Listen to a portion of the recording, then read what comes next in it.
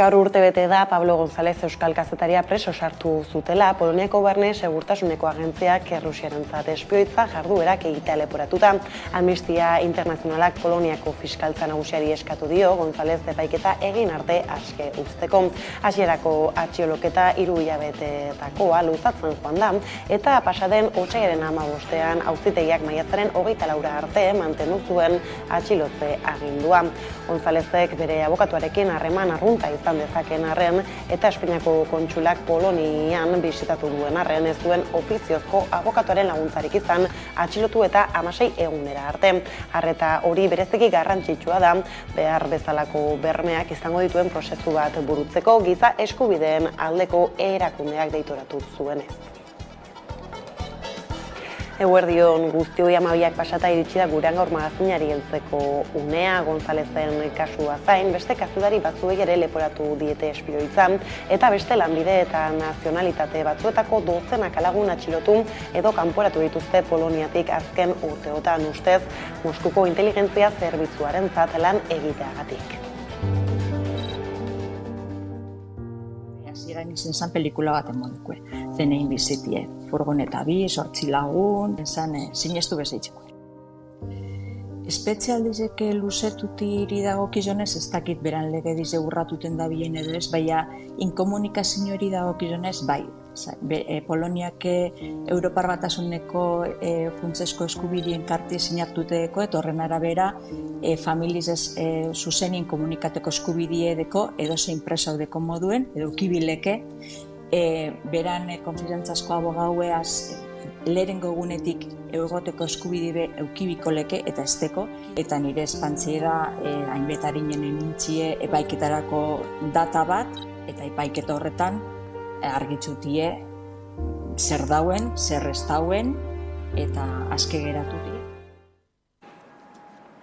Ukrainako gerrako urtebete egin duen honetan, ekialdeko Europako herri horri elkartasuna adierazi zion ekitaldi instituzional baten bitartez Eusko Jaurlaritzak iragan astean bertan izan ziren Ukrainarekin elkartasuna azaldu duten elkarteetako ordezkariak tartean Txernobilgo haurren harrerarekin zerikusia duten eta Errusiaren inbasioaren ondoren euren herrialdetik alde egin behar izan duten errefuxiatuei harrera egiteko euskal familiak biltzen dituzten elkarteko ordezkariak. Bada hain zuzen ere, Txernobil elkarteko kide bat dugu gaur kameraren beste aldean aipatu gaiari heltzeko. Kaixo, Olaz Linazisoro. Kaixo, bai. Tira, urtebete pasada Ukrainaren inbasio hasi zenetik herrialdea suntsituta bertako herritarrak euren bizitokitik alde egitera behartuta ikusi dira eta hor nazioarteko laguntza ezinbestekoa izan da. Zuek ere zuen alea jarri gure izan duzue hor. Zer behar nagusi nabaritzen zenuten gatazka hasi izenan eta nola egin duzuelan pertsona hauen hartarako ez izan ere lehenagotik ere eremu horretan lan egiten zenuten? Bai, lehenagoke lan egiten genuen batez ere azkenengo 10 urte baino gehiago landaremuko herrisketan eta berean bizi diren familiekin, ez? Gure lana izan da urte guzti hauetan beti harrera familia bihatzea, non dituzten haur hauek beraien etxean harreran izan udaran zehar. Orduan ze gertatzen da, gerra hasi zen, ez genuen espero, inork ez zuen espero, eta lege gutxiagore hainbeste denbora irautzia, ez? Orduan, hasieran bereiekin jarri ginen harremanetan, eta oso orgullu zeuden, oso beldurtuta, soetoetan sartuta, eta batean komunikazioa eten egin zen, egon ginen hilabete inguru, bereien berririk jakin gabe, eta benetan oso gezki pasa genuen, pentsa bereien nola pasako zuten hor sartuta, ze bereien zonaldea dago Bielorrusiatik hurbil, eta orduan hordikan sartu ziren tropak. Eta gero isago komunikazioa berreskuratu genunean, bere eskutan jarri ginen, ez? Kasuz kasu kotikatzen genuen familia bakoitzak behar zituen nahiak eta beharrak, eta haren arabera egokitu gea, ez? Bizkaiko Galdakaoko voluntario talde baten taldearen bidez, egia esan antolatu ziren bidaiak eta ekarri zituzten honea haur eta bereien familia asko eta asko. Eta bereiek egindako lanari ere noski eskertu beharra dago. Eta gero hemen askoko egon dira jasota beraien harrera familietan, beste batzuk jundia zeharrera eta horrelako erakundeetara, eta bueno, horre gea harrezkero bereiekin lanean ez, badira familia batzuk eta hor batzuk ez dutela etortzerik nahi, eta orduan beraien nahi errespetatu behar da, baina bai kontaktuan jarraitzen dugu, batzutan egiten ditugu laguntzak, ez, jakiak eramaten dizkiegu, baita ere laguntza humanitorera ere zabaldu duguan inguru horretan, bueno, beharrak sortzen dien ainean, saiatzen gara guzti horiek, behar horiek asetzen. Bai, ez da gainera esan duzu ez, badela lana hemen ez, arreta egiterako orduan, baina ere ez, bertan ere garrantzitsua badela, nolabaiteko presentzial izan alizatea, hor ere laguntzak beste modu batera aurrera egiteko, eta hor, korridore humanitarioak ez da horren bueltan ere, arrisku handiak izan dira, eta jarraitzen dute ez, gerra honen baitan horrek nolako egoerak sortu ditu ez, zer zaildu du horrek? Bai, hasieran, ez zegoen inungo, laguntza erreska hauetara laguntza iristeko, ez zegoen biderik, ez da gelditzen zirelako hauek oso erriska txikiak, dira askotan, gure itzultzaileak, dira inguruan bizi diren gazteak, eta beraiek ere ez dituzte erriska hauek ezagutzen esaten dute. Beraiek ere harritua geratzen dira, ez, nolakoa den, esaten da, ez, Ukraina oso handia dela, eta gu beti elkartan hori esaten dugu, baina guk ezagutzen dugu errealitate bat, parte txikitxo bat, eta orduan hasieran area laguntza iristea oso ezinezkoa zen, irudiak ikusi izan ditugu, ez, zubiak hautsi eta ez zegoen iristeko modurik. Eta, poliki eta gero garai batean gaina komunikazio batena zegoenean guk eskatzen genuen korridore humanitario bat, ez, nahi zuenak irtetzeko eskubide hori izatea. Eta, poliki-poliki gauzak zorionez hobetu ziren, eta, laguntza hori iristen da, baina, beti bizitza arriskoan jartzen da, azkenean, ez dugu astu behar momentu honetan ez eta zonalde horretan lasaitasun egon, gerran dagoen herri bat dela, ez, eta orduan, momentu eta tentsio handia jasotzen ari dira, pentsa gure artean dauden aur batzuk, soinu asko edo estandak entzuten dituztenean zeharo beldurtzen dira, ikuste ez badugu horrelako egoera bat bizi, gure buruan zaite zaigula, ez, bereien lekuan jartzea, eta orduan, asko sufritzen nahi dira, zentzu horretan beti tentsio puntu horrekin. Han daudenak, edozein momentutan berriroen komunikatua geratu daitezkelako, eta ezin direlako inongo laguntzarik iritsi, eta hemen daudenean ere askotan daude, kostaite zaie hemen bizitza normala egitea, ikusten dutelako, familiak kasoskotan hautsita daude, parte batan dago, beste bat hemen, eta hor zaiete zaie. Bai, ez da behintzat, ez, eskerrak badela jendea laguntzeko prest, eta aurretiaz aipatu zu, ez, labur, baina tira ez, nolakoa izan da Euskal Herritarren jarrera, ez, honen aurrean? Bai, begira. Ipurdia jartzen zait, eta egia esan bestugunean, egon zen martxa batean, eta Ukraina gazteko, Ukraina Euskadiko elkarteak hori esate zuen, eta gu beti izan dugu, txerrun elkartean, beti izan dugu Euskal Herriko jendea oso solidarioa dela, beti elkartasuna zabaltzen duela, eta beti laguntzeko pres dagola, eta oraingoan ere laguntza eskatu zaionean, jendea eman du alduen guztia, ez, eta hori eskertzekoa da, beti eskertzekoa da, ia da, baditu beti Euskaldunok toki guztietan gaude horrez, beti laguntzen, eta egia da, honea etorri direnean, eta laguntzezke etorri direnean, bai pertsona partikularrak, erakundeak, udaletxak, diputazioak, denak laguntzeko prest, eta hori eskertzekoa da. Bai, ez da, pozgarria bada hori, eta beraz ez, urte bete du orain ez Ukrainako inbasioak berak, eta, zer geratzen da orain egiteke ez? Laguntza horiekin ez jarraitzea litzateke, baina nola edo zer pausu eman behar da orain?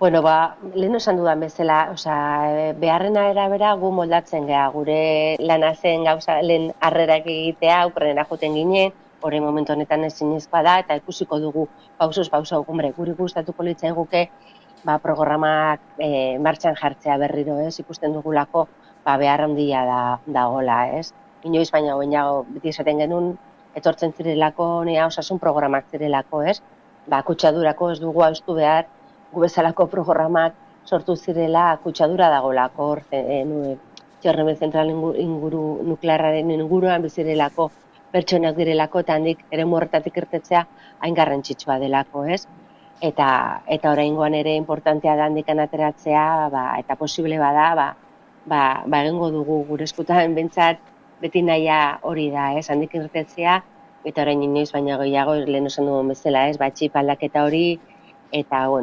osasuna zentzu guztietan, bai mentalki eta bai fizikoki oso nada handikan ateratzea.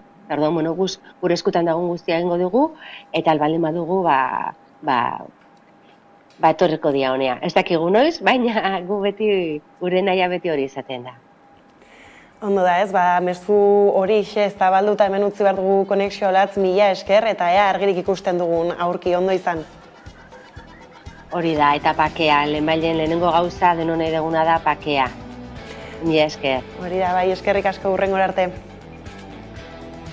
Tira bada, nazioarteko gaiekin, zerikusia dutenak alde batera utzita momentu batez, Europar Batasunean 57 milioi tona elikagai alferrik galtzen dira urtean. Bruselak neurriak hartu nahi ditu, baserritik maira estrategiaren barruan, horrela kontsumitzaileen artean elikagaiak alfer galtzea ekidin nahi da, eta 2030 baino lehen, oraingo zifrak erdira murrizteko helburua dute.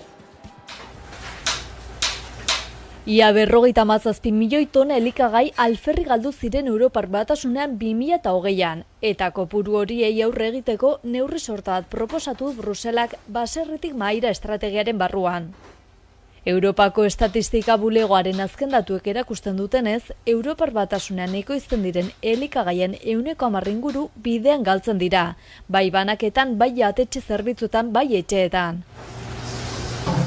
Europar Batasuneko herritar bakoitzak 127 kilo janari eta edari galdu zituen 2020an. Hau da, 57 milioi tona, galtze hori 130 milioi euro inguru lirateke. Kontsumitu ez ziren 127 kilo horietatik 70 kilo etxean galdu ziren. 23 kilo elikagai eta edarien fabrikazioan, 14 kilo ekoizpen primarioan, 12 kilo jatetxetan eta elikadura zerbitzuetan eta 9 kilo banaketan. Alemanian galdu ziren alferrik elikagai gehien 2020an, 10,9 milioi tona guztira, eta Luxemburgon gutxien, 92.600 tona inguru.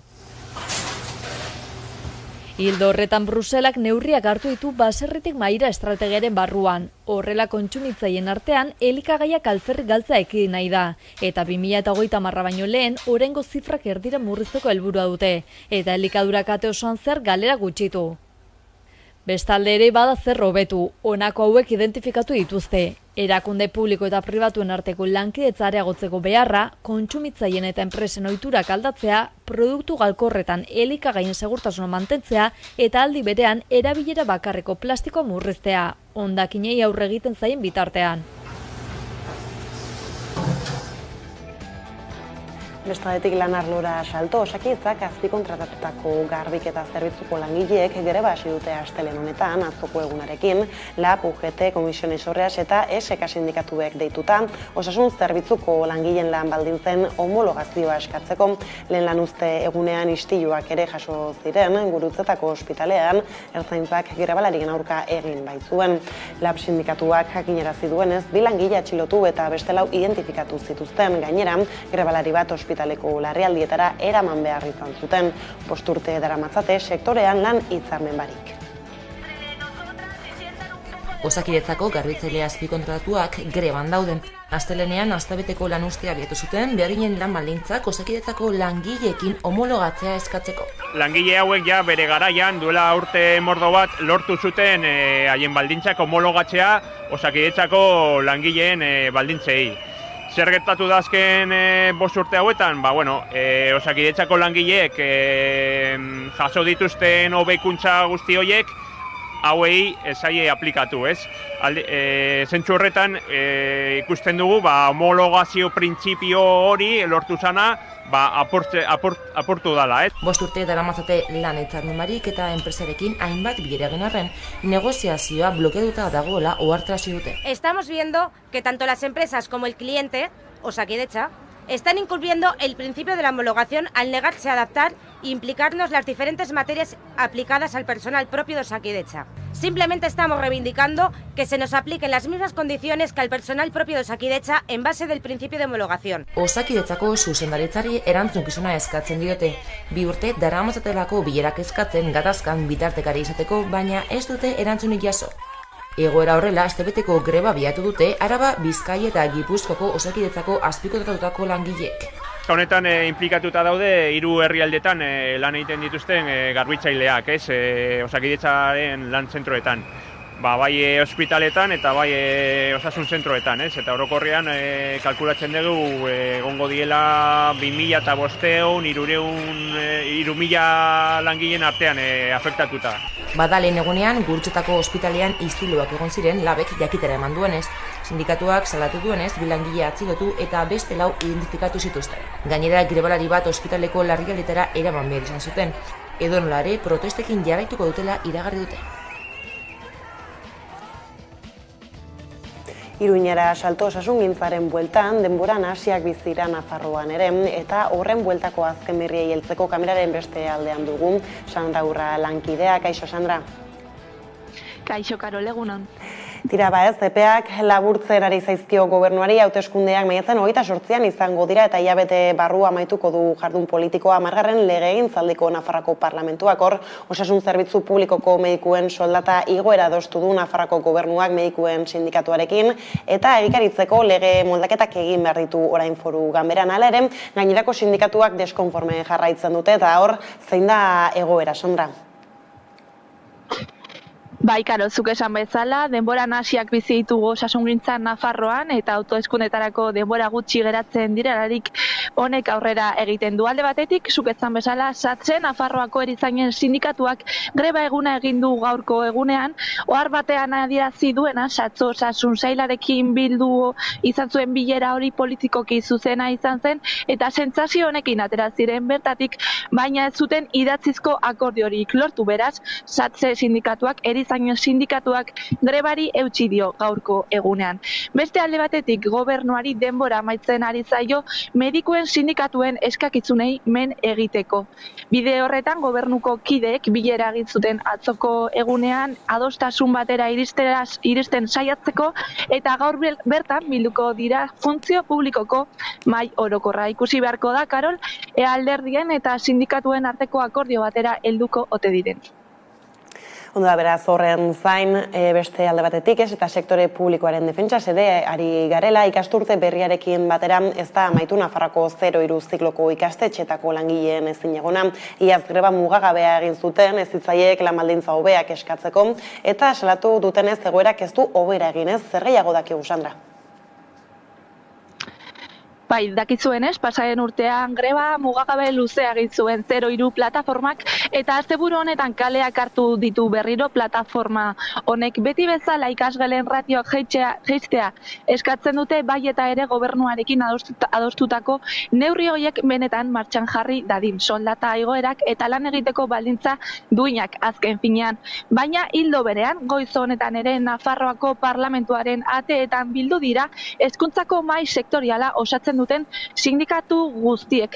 Adierazi dutenez, pasaren urteko azken hilabetetan alderdi guztiekin bildu ziren parlamentuan eskakizun hau asaltzeko ratioen jaitsiera beharrezkoa dela izuzen ere. Hauek dira haien proposamen zehatzak, ratioi dagokionez. Haur hezkuntzan eta lehen hezkuntzan 20 ikasle gela bakoitzeko, bigarren hezkuntzan 23, batxilergoan 25 eta lanbide heziketan 15. Adierazi dutenez, guztiz beharrezkoa da ratioen jaitsiera hau kalitatezko hezkuntza bat bermatzeko.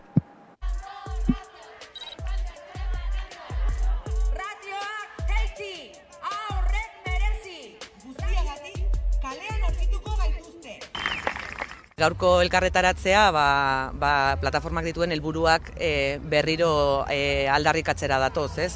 Nolabait, iaz hasi ginuen borroka honetan soldatetaz hitz egiten genuen eta ratioen jaitsieraren beharraz, eta nolabait soldata humilaziotik atera garen arren, ez dago inon jasoa nola eguneratu behar diren soldata taula horiek, ez dago inon jasoa aintzinokotasuna, ez dela kobratzen Nafarroako erdian baino gehiago, eta ikusten dugu hor konpromiso politikoa behar dela soldaten asunto hau gauzatu izateko, edo duintzeko.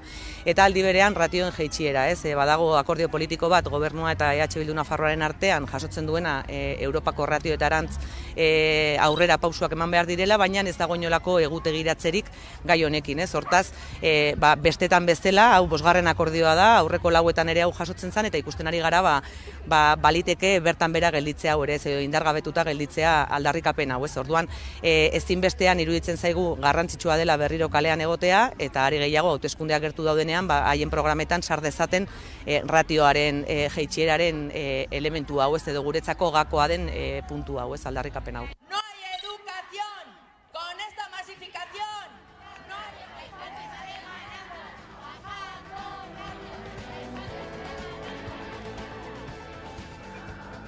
Gainera, Sandra, lan arloarekin lotura duten gaiak aipatu ditugula, bada besterik Iruña aldean San Cristobal gotorlekuari buruzko lantaldea eratu da dagoeneko, beraz, memoria gunea izendatzeko orainez bidea zabalik da. Bai, hori da. Azkenean Nafarroako gobernuak eta gobernu zentralak osatu egin dute Ezkabako San Cristobal gotorlekua memoria gune bilakatzeko lantalde hori. Urte bateko epea izanen dute prozesu hau aurrera eramateko, eta gogoratuko dugu hala izan zela iragarri zutela Maria Txibite eta Memoria Demokratikoko ministroa den Felix Bolañosek Nafarroan egin zuten bisita duela egun gutxi. Atzo arratsaldean esan bezala behingoz eratu zen lantalde hau, eta honek azken finean memoria demokratikoaren legea betetzeko helburu nagusia du. Bide horretan ere bai, Ana Oio kontseilariak atzo Hormigoizko murak proiektuaren barnean dagoen erratzuko bunkerra bisitatu zuen, eta bertan ere oroimen historikoa lantzeko gobernuaren konpromisoa berretsi egin zuen. Gaude memoriaren papera erreibindikatzen, pentsatzen dugu memoriaren papera oso nabarmendua da, gizarte demokratikoagoa eta justuagoa eraikitzeko, eta horren ondoren halako lekuak hori borrokatzen dira, halako hori erreibindikatzen du memoriaren papera, eta ona ekartzen dugu ere memoriaren eskolaren kideak, eta hortik hori zer nabarmendu nahi dugu, memoria ez da iraganeko gauza baizik eta etorkizunoka. Bada, honekin ondo da, Sandra, hemen utzi behar dugu konexioa, eskerrik asko eta hurrengora arte. Bai, bi esker, zuri, Karol, hurrengora arte. Tira eta memoria guneak izpide ditugula, Martxoak 3 elkarteak memoria gunea sortzeko erakundeek emandako azken aurrea pausua ospatu egin du. Elkarteak prentsaurrekoa eskaini du goiz honetan gunearen egoera zein den azaltzeko batetik, eta Sarraskeren 57. urteurrenean egingo diren ekintzak aurkezteko bestetik entzun. Parte hartzeko bermeekin eta erabakitzeko ahalmenarekin aurrera egitea. Martxoak 3 memorialaren diseinua parte hartzea ezinbestekoa da, biktimen parte hartzeka ezinbestekoa da. Helburu horiek herri mugimenduari esker lortu dira, eta erakundeek emandako biraketak argi uzten du proiektua bidera ezina dela Martxoak 3 elkartearen eta memoria gararen protagonismo eta oneritzirik gabe. Orain, akordioak errespetatuz aurrera egitea tokatzen zaie erakundeei, eta haien borondate politikoaren mende dago. Izan ere gainean dugu Martxoaren 3 ostiralean 57 urte beteko dira Espainiako poliziak 5 langile hil eta 100 zauritu zituenetik Gasteizen, eta urte muga oroitzeko ekitali eta mobilizazio andana izango da Arabako hiriburuan. Euskal Herriko gehiengo sindikalak manifestazio batera deitu du arratsaldeko 6etarako Zaramaga auzoko Martxoak 3 plazatik abiatuta.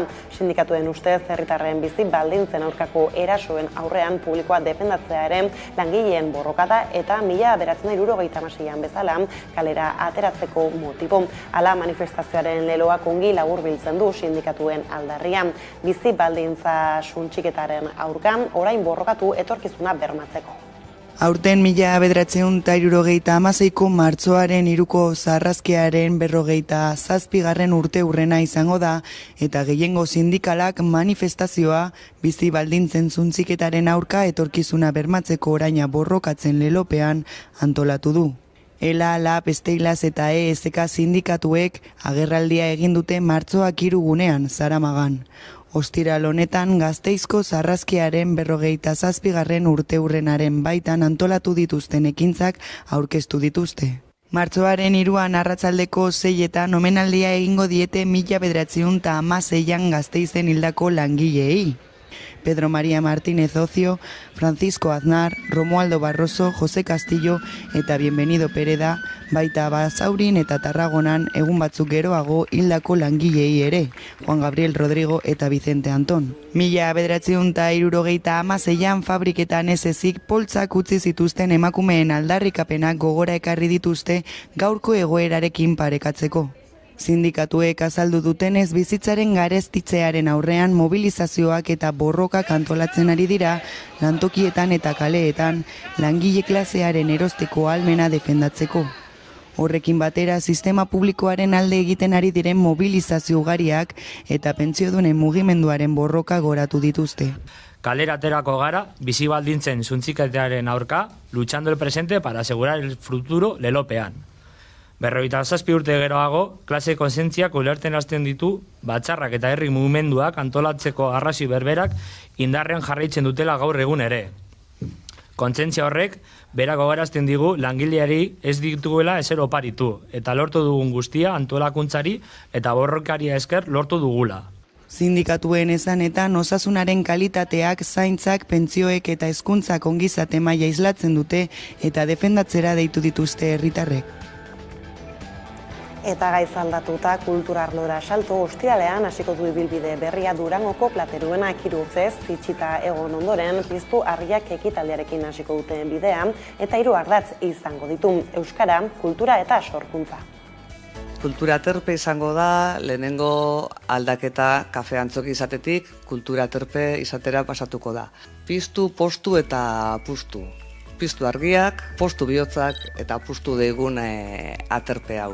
Festa giroan joango dan ekitaldi txo bat izango da, kanpoko gonbidatu batzuk ekarriko ditugu, Nari edo Dei Barroso bezala, baina gero plaza potente bat izango da, bertako sortzaileak egoteko. Aitor Bizkarra egongo da, Peru Madalena eta Mikel Núñez egongo die, Aroa Blankok parte hartuko du, Barratik kalerako neskak hemendik ibiliko die, musika eskolako ikaslean Bras Basabe bai egongo da, eta danekin nahi duguna da pizkatxo bat urte betetze egun bat, esartzea proiektu berri horri.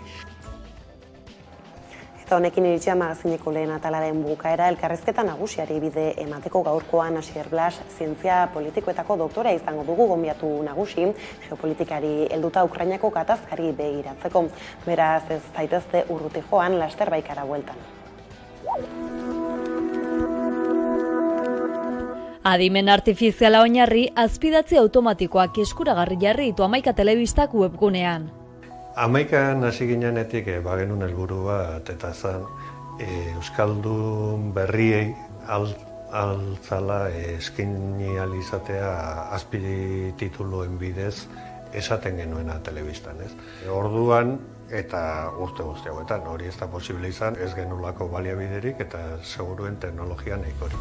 Orain NLP teknologia etxearekin, Eluiar Fundazioak kudeatzen duenarekin, posible izan du hori lantzea, bai elkarlanean azkenean beraiekin, eta kamekin ere bai beste gure aliatu teknologiko bat aspaldikoa, ez.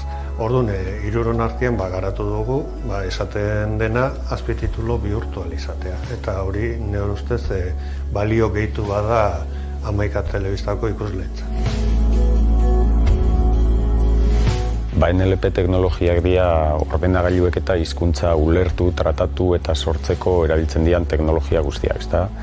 Eta hor sartzen dira bai itzulpen automatikoa, edo baitxa hizketaren ezagutza, eta azpititulazio automatikoa, hizketaren sorkuntza, chatbotak, lako mila gauza. Hamaika telebistarentzako egin duguna da gure azpititulazio automatikoko teknologia integratu hamaikako lan prozesuetan, ez da? Orduan, albiztiak edo zein bideopieza eta grabatzen danean eta katalogora igotzen danean edo publikatzeko igo behar denean aukera dago, nahi bada automatikoki azpititulatzeko, eta nahi izan ezkero azpititulu automatiko horietan da zen akatsak zuzentzeko eta gero publikatzera bidaltzeko. Eta egin dugu gure teknologia hori bertan integratu eta egokitu. Horretarako 11ak urtea baliatu du kazetariak formatu eta sistemari behartzuen informazioa erakusteko. Egia da, azpidatziak automatikoki kudeatu alizateko kazetariek hilabete deixente pasa dituztela lanean, sistemari erakusten eta zuzenketak egiten, gaur egunean zuzenketarik egin gabe ere ikusentzulei eskaini alizateko azpidatzi automatiko hauek. Azpidatziak martxan jartzeko helburu nagusia izan da batez ere irisgarritasuna. Irisgarritasuna bai entzuteko arazoak dituzten pertsonetan pentsatuz, baina baita ere euskara ikasten ari diren horientzako lagungarri gisa. Aurrera begira erronkak izango dira, albisteetan ez ezik, elkarrizketetan eta saioetan eduki gehiagotan azpidatziak eskintzeko aukera izatea, eta baita zergaitik ez beste hizkuntza batean dauden elkarrizketak euskeratzea, edota kanpora begira ere interesgarria iruditzen zaigun edukia euskeraz sortu eta beste hizkuntza batzuetan azpidatzia izateko gaitasuna izatea. Hurrengo erronkak albiste ez haratago, elkarrizketak eta saio ezberdinak eskaini ahal izatea izango dira. Eta aurrerantzean ere proiektu hauekin jarraituko dugu, bai orai NLP-rekin eta bai CAM-ekin eta beste batzurekin ere, espero dut topatzea berriak ere.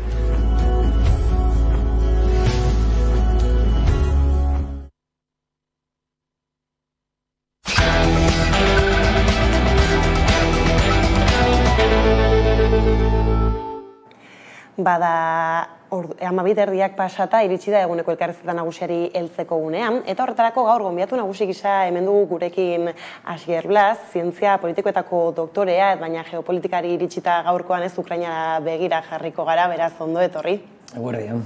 Eguerdion, eta hasteko agian Paulo Gonzalezen aferaz galdetuko dizut, ze markotan kokatu genezakeen bere atxiloketa eta horren inguruan gertatu dena izan ere, gaurko egunarekin urtebete egiten du preso dagoela, ze azalpen da honen atzean? Urtebete preso dagoela eta gainera urtebete isolatua edo ia isolatua dagoela. Kontutan izan behar dugu, Paulo González atxilotua izan zala, orain dela urtebete, hain zuzen ere, eta egon zen zenbait hilabete isolatua. Harremanik gabe bere familiarekin, harremanik gabe bere konfiantzazko abokatuarekin, eta gerora orain ere isolatua dago. 23 ordu ematen ditu bere kalabozoan, ordu bete dauka patiorako, patio txiki batetan, eta bakarrik dago, zakarremanik beste presoekin, eta familiaren bisita bakarra izan du, besterik ez. Bere bikotearen bisita, ezin ditu deiak egin baitz egiteko bere semeekin, edo bideo deiak ez ezer, eta alde horretatik praktikan ia isolatua dagoela esan genezake. Beraz, Europar Batasuneko oinarrizko eskubideen karta urratu eginda gutxienez 18 artikuluetan, eta hain zuzen ere lehengo astean jaso nuen bere gutun bat, eta esaten zidanagatik, bera oain badauka aukera ikusteko Poloniar telebista kate bat, emititzen duena polonieraz, bielorrusieraz eta ingeleraz. Eta esaten du horrekin, gutxi asko ideia bat egin dezakela, nola doazen gauzak gerran, ezta? Zer naiz da kate berdina izan, Polonieraz emititzen duenean, askoz ere jarrera juliganagoa dauka, nola baitere, baretu egiten da jarrera hau ingelesez danean, naiz eta oso NATO-zalea izan, eta oso mendebaldarzalea, eta Bielorrusieraz mititzen dutenean, askozaz profila apalagoa dute, ze, karo, Bielorrusia lerrotuta dago Errusiarekin, eta nahi dana da, konbentzitu Bielorrusiarrak bilakatu daitezen mendebaldarzaleak, ezta? Eta horrekin esaten zian, horrekin ideia bat egiten dut, eta ulertzen dut zerratik ez ninduten utzi sartzen Ukrainan gerrarei buruz informatzeko. Hain zuzen ere, konturatu dana da, propaganda gerra bat dagoela momentu honetan, eta bera bezalako kazetari independientea Errusieraz dakiena, 2014tik lanean dagoena, eta gainez lanean egon dana lekuan, Ukrainan alde batean eta bestean. Oso arriskutsua izan ziteken, eta bide batez, bere atxilotuta ere bai, mezu bat transmititze zaie kazetariei. Kontuz, informatzera esplikatu zuen, beldur zala.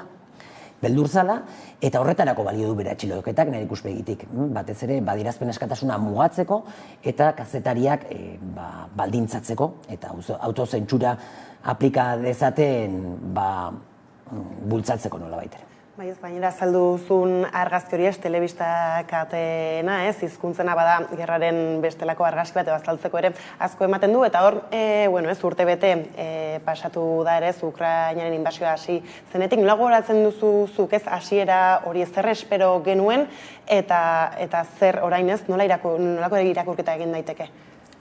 Bueno, momentuan, inbasio zenean, gehienek ez duen pentsatzen inbasio hori emango zanik tamaina horretan, ezta? Donbasetik kanpora joango zanik. Eta hor, gogoratuko dugu segurenik azarotik zeudela gauza, gora eta bera, eta ematen ziren data batzuk, eta hasiko da hemen, eta beste bat, eta orain gontanez, 2 aste barru dena delakoa, eta etzan iristen, azkenean iritsi izan, eta batzuk espero zuten azan azkar joatea inbasio hori. Ez nuen asmatu inbasioaren gertaeran, baina asmatu nuen, esanez, inbasioa gertatzen baldin bazan, ez zela azkar joango, inundik inora. Zergatik, Ukraina handia da, eta 150.000 soldadurekin ezin da hartu Ukraina. Kontutan izan behar dugu adibidez, Pragan, Txekoslovakiako inbasioa gertatu zanean, Sobietar Batasunak eta Varsoviako itunak egin zutenean, 1,5 milioi soldadu, baina gehiago erabili zituztela, 4 aldiz txikiagoa dan herrialde batetan, eta gainez, Sobietar eragin esferan zegoen herrialde batetan. Ukraina, azken urte honetan esplikatu duen bezalaxe, Jens Stoltenberg, NATOko idazkari orokorrak esplikatu duen bezalaxe, Ukraina 2014tik mendebaldearen eraginpeko lurralde bada. Eta NATO bertan dago 2014tik. Beraiek ez dira, Ukraina ez da NATOko kide, baina NATO Ukrainan dago 2014tik, ejertzitoa entrenatzen, ejertzitoa armatzen, aholkularitza lanak egiten, beraz garbi zegoen, gainera konektatuta dago lurrez NATOko herrialdeekin, garbi zegoen Ukraina ezingo zala hartu era azkar batean, naiz da hori zen Errusiaren asmoa. Eta hor, Errusiarrek huts egin zuten, huts handi bat, ze pentsatzen zuten bizpahiru astetan, horrelako inbasio bat gero etzana izan eskala hain handiko esan zigutena bezalaxe. Errusiak Ukraina okupatuko du, ez daka gaitasunik Ukraina oso okupatzeko, baina nahi zuena zan nolabait ere presionatu Kieveko gobernuak utzi dezan, boterea, hau da, dimiti zezan, estatu kolpe bat errazteko, edo gobernuari derrigortzeko Errusiak Moskun nahi zituen baldintzetan bake akordioa sinatzeko. Eta hori, garbi dago, agerian dago, biztan dago, ez dela gertatu. Bai, ez da, eta esan duzu ez, espero zen harin izatea, ez, Errusiak lortuko zuela bere helburua, baina, hor, Ukrainaren posizioa espero zena, baina asko zindartzuagoa izan da, eta hor, esanguratsua da ere, nazio artean izan duen estrategia edo bintzat ez laguntza eskatzori, eta horren bueltan mugitu den guztia. Zein, nola uler daiteke, Ukrainaren jarrera gertakizunaren aurrean? Ukrainarena, hori izan nik uste Errusiarrek egin zuten hutsegite handienetako bat. Pentsatzea Ukrainarrek ez zutela borrokatuko. Ukrainarrek ejertzitua 7 urte daramatza gerra zibil batetan, 2014tik. Ordutik, Ukrainako ejertzitua asko indartu da, OTANen aholkularitza dauka, eta laguntza, eta gainera dakatena da prestatuta zeudela. Parte handi batetan. Donbasen lubaki asko prestatuta zeuden, eta hori aurre egiteko gainez Merkelek esplikatu du, Holandek esplikatu du, Zelenskik esplikatu du, Poroshenkok esplikatu du. Denek esplikatu dute, 2014tik 2022 bitartean Ukraina egin duena dela prestatu honetarako. Eta bake akordio batzuk sinatu ziren, Minsk bat eta Minsk bi, eta ez dela inoiz egon borondaterik Ukrainagatik bake akordio horiek aurrera eramateko, ze bake akordio horiek beti izan balira, momentu honetan Donbas Ukraina izango litzateke, baina autonomiarekin. Eta hasieratik, Zelenskik eta Poroshenkok esan bezalaxe, ez zekaten asmorik Ukrainan bake akordio horiek betetzeko. Holandek eta Merkelek zer esan zikuten, bake akordio horiek esker, 7 urte izan ditu Ukrainak indartzeko bere ejertzitoa, eta aurre egiteko Errusiar inbasio horri, eta gero, zer esanik ez, NATOren konpromisoa oso irmoa izan da, segurenik Errusiak pentsatzen ez zuen modukoa. Beraz, programatutako gerra zen. Bai, dudari gabe, programatuta zegoen, aspalditik, eta gainez aspalditik aipatuta zegoen, Ukrainara iristen baldin bazan NATOren zabalkundea, hauxe gertatuko zala. Merkelek berak esan zuen 2008an, Bukaresteko NATOren goi bilera batetan. Esan zuen, Ukrainara iritsiko baldin bada NATO, jakin behar dugu gerrara guazela, baina ez Merkelek bakarrik. Kissingerrek, Berzinski eta Amerikako Estatu Batuetako politikari eta aholkulari askok aurretik esan zuten. Bidenek berak esan zuen, Baltikora iritsita ere, hau da, Baltikoko herrialdetara iritsitaren NATO, horrelako agerkari baten aurrean egongo ginatekela. Eta ez dira izan Baltiko herrialde, baina azkenean Ukraina izan da. Bai, ez, orain badirudi, kasik, Lubaki gerraren antzare hartu duela, ez? Izan ere, noski Errusia zen daiteke konformatu, ez? Hasieran agian helburutzat zituen lurralde horiekin, ez? Eta orain, ze helbururi jarraitzen dio, ez? Inbasio horretan. Arazoa da, alde batetik Ukrainak eta Errusiak sartu direla dinamika batetan oso zaila dana negoziazio batzutara joatea, ze beraien populazioen aurrean defendatzea hartu dituzten erabakiak oso zaila da, alde batetik. Ikusten baldin badugu Ukrainak, aipatu dugun bezalaxe, ez du asmorik izan, bake akordioak betetzeko. Horrek zer esan nahi du? Bake akordio horietan aitortzen zana, baina egoera txarrago bat adosten baldin bada negoziazio batzuetan, herritarrek esango dutena, eta orduan urtebete gerran suntsipen guztia, hildakoak, ekonomiaren egoera, zertarako. Esan nahi duna, Ukrainak gutxienez Donbas guztia berreskuratu behar duela. Ze hori baitzen, Minskeko akordioak segurtatzen ziotena, autonomiarekin, orduan, konkistatu beharko luke Donbas guztia, eta noski autonomiarik gabe Donbasentzat. Errusiaren kasua antzekoa da. Errusiak momentu honetan, inbasio azten duenean, horrelako erabaki bat hartzen duenean, nazioarteko legedia utziz, eta erabaki bat eramaten duena Ukraina eta Errusiaren arteko etxaitasuna muturrera, eta pentsatu behar dugu historikoki Ukrainak eta Errusiak harreman handia izan dutela, gertuko herrialde bezala, gertuko nazioak bezala kontsideratu direla, familiak nahastuta daudela, eta badakizu horrelako erabaki bat aurrera ematen dezunean, gerra luze bat bilakatzen danean, denbora askorako, ez baldin bada betirako, sortuko da Ukraina berri hau izango da oso anti-errusiarra. Eta hori lortzeko hartu dituzun erabaki guzti horiek ez badizute inolako onura adierazgarririk ematen, hau da, Donbasetik haratago ez badituzu lortzen lurralde gehiago, bere etxean ere Putinek eta bere gobernuak arazoak izan ditzake. Bai ez, beraz, aipatu duzun horretaz apartez, beste arrazoi dira ez, gerra honen luztapenerako ez izan ere hor, badago, Errusia, Ukraina aipatu ditugu, baina kanpoan ere ez, badira beste eragile batzuk, eta horrez, zegatazkari dira jokatzen gerra honetan? Gerra hau dagoeneko ez da gerra bat Errusia eta Ukraina artekoa. Gerra hau da NATO, batez ere Amerikako Estatu Batuak eta Errusia artekoa. Kondolitza Ricek idazten zuen, esanez, zoragarria da, dauzkagula Ukrainarrak, gure alde, odola gure alde ematearen alde. Eta azkeneko tantar arte gainera. Hau da, egiten ari dira guk nahi dugun gerra hori, Errusiaren kontra. Eta prest daude, azkeneko odol tanta eman arte, ez da? Orduan, momentu honetan, gerra hau dimensio desberdina dazka, eta dimensioa da, Amerikako Estatu Batuak eta Errusiaren arteko gerra hau, NATO eta Errusiaren arteko gerra hau, Ukrainaren bidez, delegaturiko gerra bada. Amerikako Estatu Batuen zerbitzura, Ukrainak egiten du. Eta gainera, hori horrela izan da hasieratik, ez dago dudarik, baina dimensio hori gailendu eginda apiriletik aurrera. Zergatik? Martxoan, egon ziren elkarrizketa batzuk, bitartekaritza lan bat egin zuen Israeleko lehen ministro ohiak, Bennetek, Israel ez da ezerren susmagarri, mendebaldarzalea, Amerikako Estatu Batuen aliatu finenetako bat, eta Bennetek esplikatu digunagatik, Ukrainak eta Rusiak borondatea zuten gatazkarekin, gerrarekin amaitzeko. Alik eta azkarren.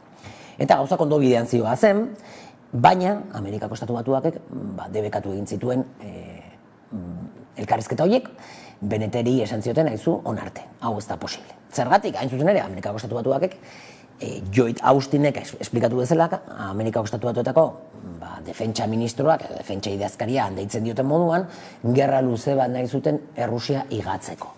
Beste elkarrizketa batzuk egon ziren, eta hau gainez aurrera desente gehiago egin zuten, Turkian, apirilean.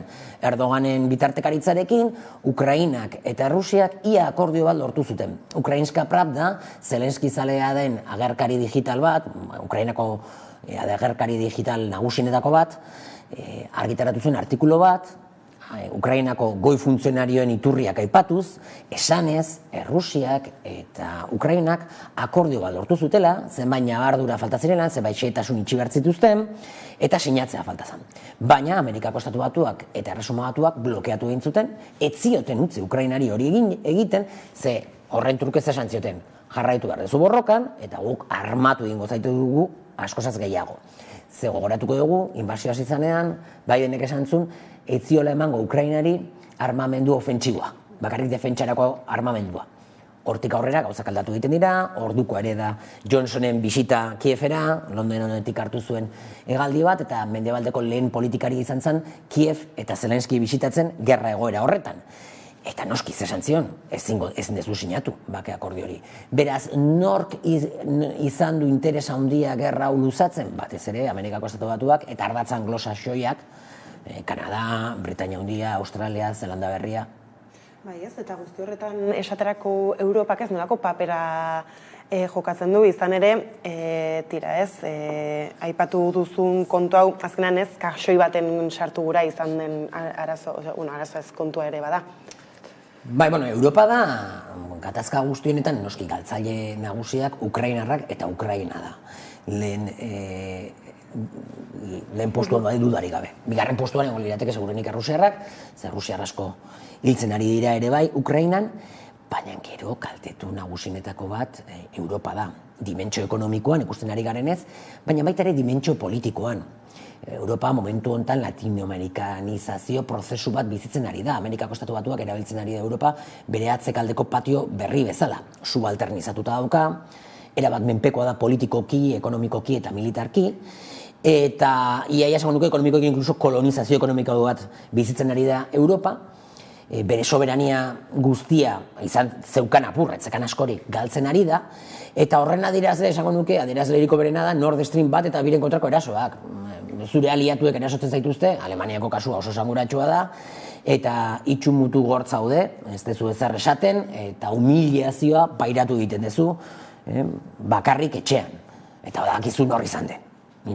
Mundu guztia daki nor izan den, ez dakagu argazkia, ez dakagu bideoa, oso esanguratsua dia dauden zantzu guztiak hasieratik.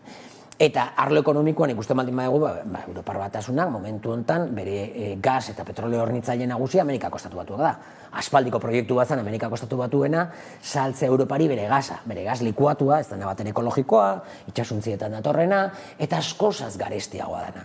3-4 aldiz garestiago ordaintzen ari gara gas hori, eta horrek zer eragin izan du Europan? Bereziki Alemanian, bere industriak lehiakortasuna galdu du. Eta lehiakortasuna galtzeak esan nahi duena da, bere enpresa asko joan direla Amerikako Estatu Batuetara, zean gasa eta petroleoaren prezioa eta elektrizitatearen prezioa asko zazen merkeagoa da. Eta gainera Green New Dealaren aritik subentzioa jaso daitezke. Beraz, nolabait ere, aidana egiten Amerikako Estatu Batuak da dumpina Europari.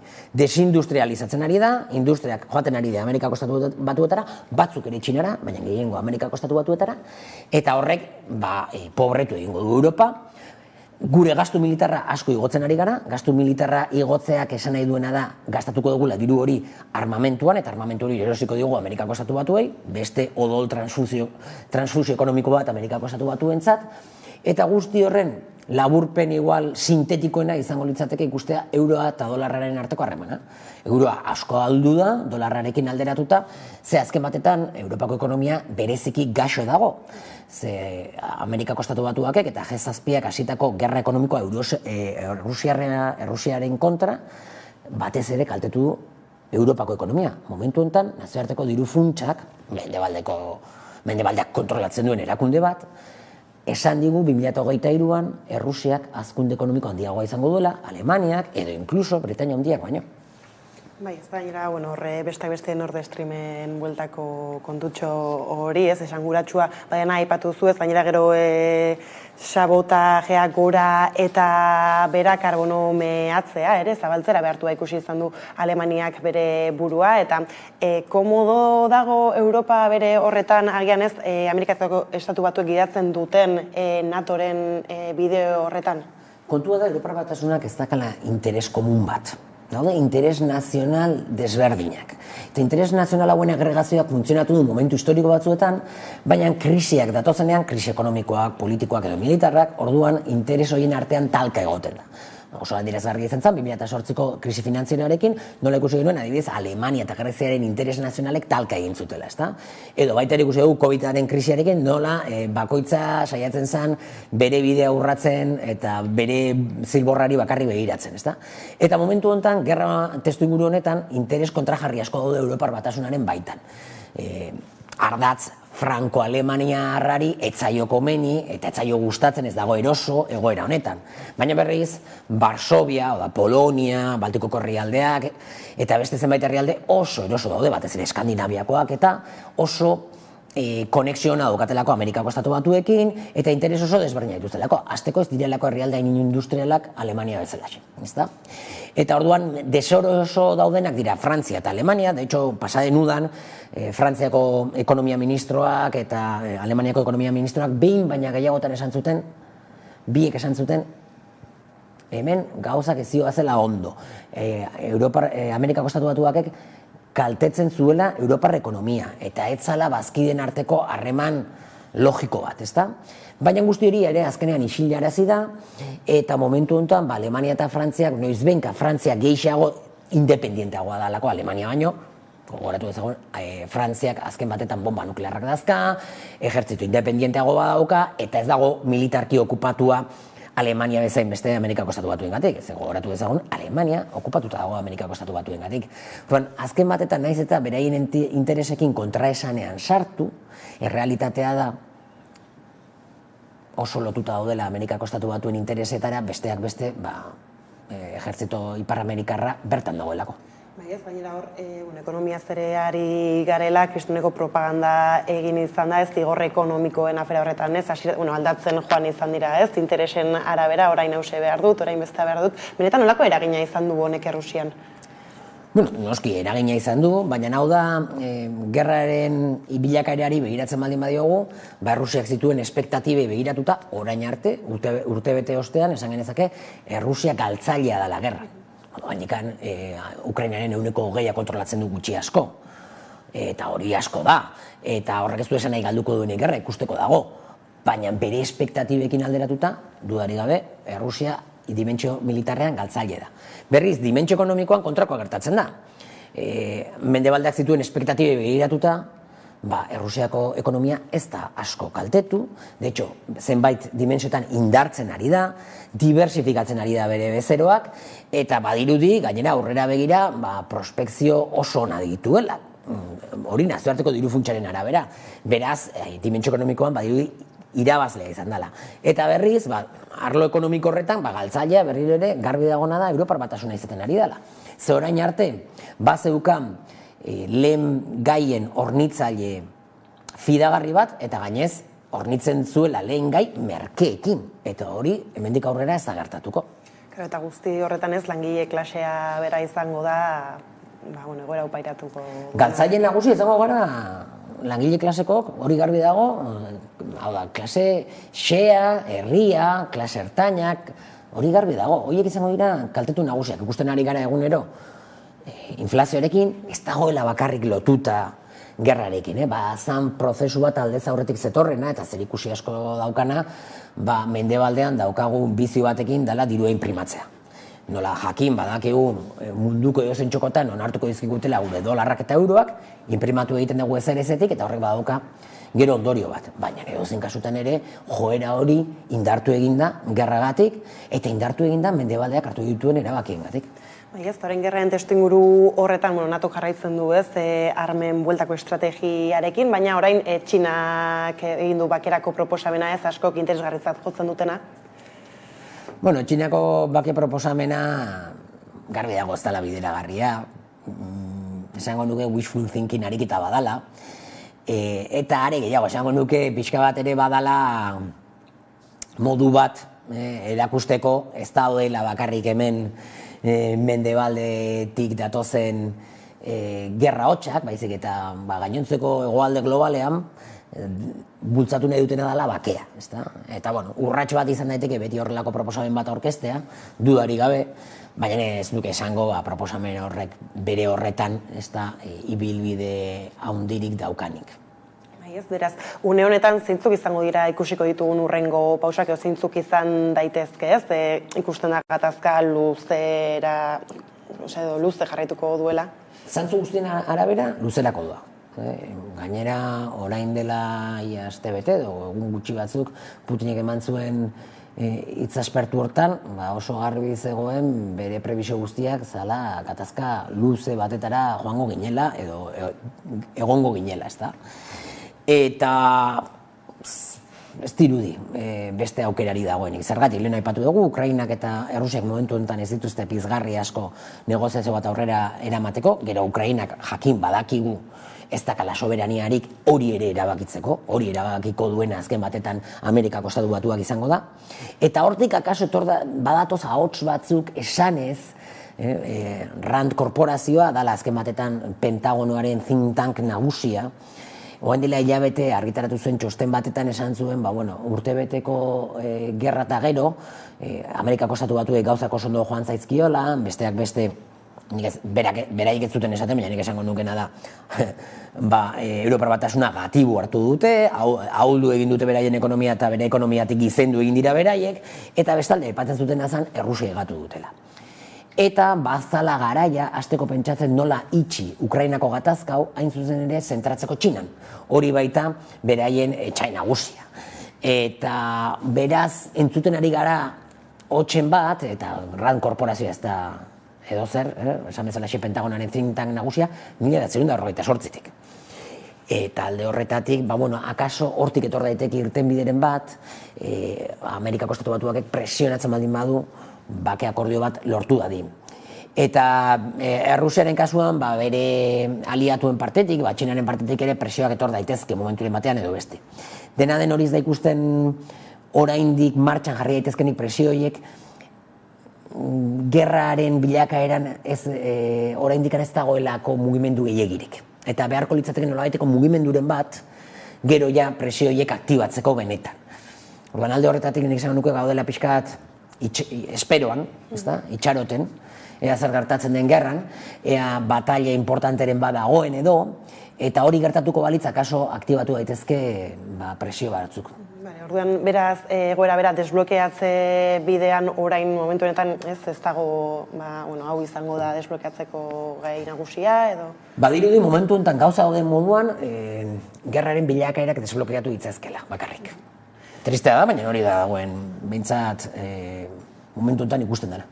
Eta bukatzeko Asier, euskal politika gintzan nola ikusi duzu ez dakit apur batez, halako gatazkaiko jarrerak. Ez nik esango nuke agian, ulertzen ere ez dela saia eta asko jarraitzen dutela apur batez, politika orokorraren bidea, bera ez batzuk alde egon daitezke, bestatzuk kontra, alde eta kontra ere zeren baitan.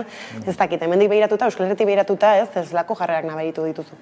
Ez dago hola jarrera partikularrik, garbi dagona da lotu egiten direla errelato nagusira, batzuk lotu daitezke errelato nagusira, adibidez Alderdi Sozialista, Eusko Alderdi Jeltzalea eta abar, oso jarrera NATO zalearekin, eta esango nuke gerra zalearekin, eta gero badaude ezkerreko alderdiek mantentzen jarrera dela pixka bat deserosoa egoera honetan, badirudilako diplomazia eskatzea eta bake mezuak bidaltzea ia dela Errusia babestea, eta ez da horrela inundik inora. Baina alde horretatik nik esango nuke Estatu Espainiarrean eta Europan somatzen den jarreren antzeko berproduzio bat gertatzen ari dela gure alderdi sistema. Bada, honekin denbora dela eta hemen utzi behar dugu elkarrizketa, mila esker gurean izatearen ziurrenik berriz ere heldu beharko diogu kontu honi, ez da, esan bezala emango dituelako bote gehiago, beraz horixe eskerrik asko gaur gurean izatearen. Eskerrik asko zuei. Eta orain jarraian solasaldiarekin bueltatuko gara. Hola, gune hon magare, eta jarraian ikusiko zuen bidizua da 21. mendekua, Atlantikaldian jogauen kantuetako bat, aber guztetan batzuen. Agur? Agur!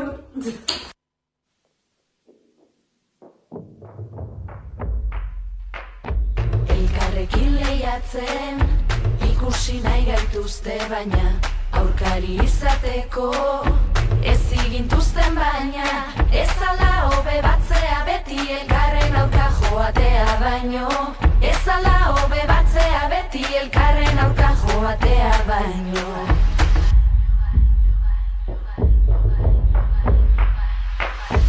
Objektu desiratu, ederresaneko perfektu, baina bestik ez gara, desiradun sujetu, guk badakigu noren desiraden zentroan ipini nahi duguna, guk badakigu gure desira dela zentroan jarri nahi duguna. Beste begirada, eraiki baldin bagaitu, egin behar duguna, da elkarri begiratu, kolektiboa ez dena aldutzea, ez delako aldutzea, kolektiboa ez dena aldutzea, ez delako aldutzea. Elkarrengan sinistea, izango da mendekua, elkarren lana da elkarri lekua ematea. Elkarrengan sinistea, izango da mendekua, eskuz esku ematen da autoritatea.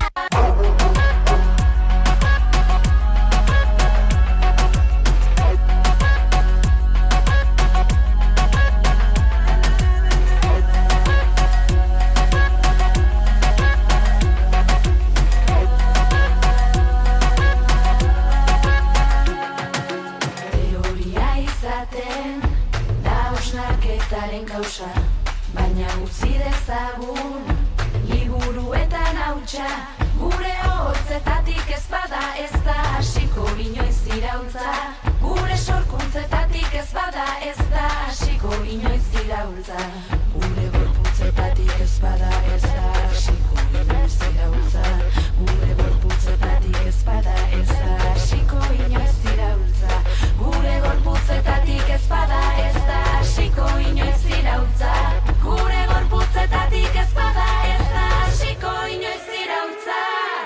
Elkarrengan sinistea, izango da mendekua, elkarren lana da elkarri lekua ematea. Elkarrengan sinistea, izango da mendekua,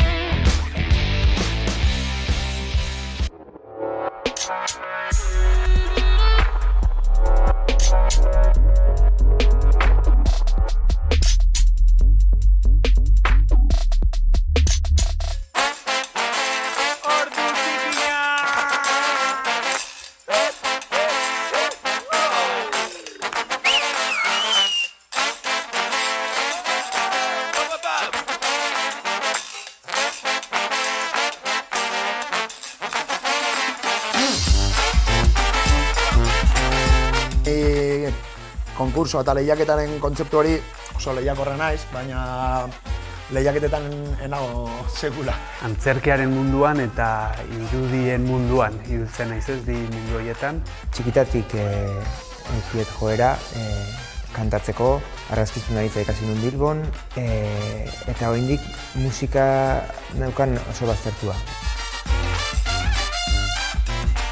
Uholdeak bai kontatzen duela pixkat narratiba bat, hasten dena pixkat kaosetik, pixkat nola bizi zuten, haiek uholde horiek.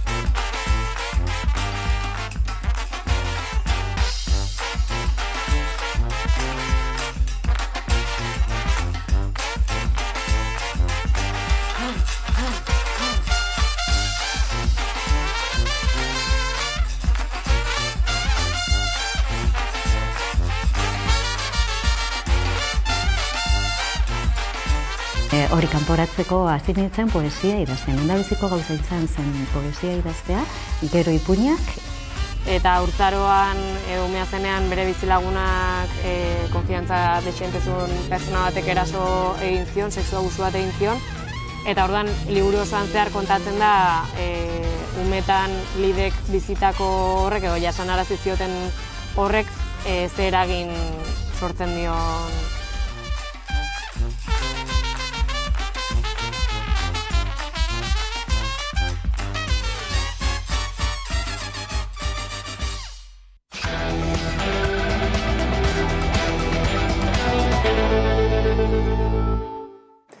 Ordu bata pasata iritsi da eguneko solasaldiari heltzeko unea, eta horretarako gaur ditut hemen nirekin Maialen Ferreira eta Carmelo Landa, ondo etorri, bioi. Eta hasteko tira ez, gaurko egunarekin urtebete egiten du Pablo Gonzálezek kartzela bertan, ez, Polonian, beraz, bideo bat jarriko dugu, ez, gogoratzeko apur bat zergaitik dagoen egoera honetan eta helduko diogu gaiari. Hasieran izen zan pelikula bat emodekue, zenein bizitie. Furgoneta 2, 8 lagun, sinestu bezaitzeko. Espetzialdizeke luzetuti iri dagokizonez, ez dakit beran legediz urratuten da bien edo ez, baina inkomunikazio hori dagokizonez, bai.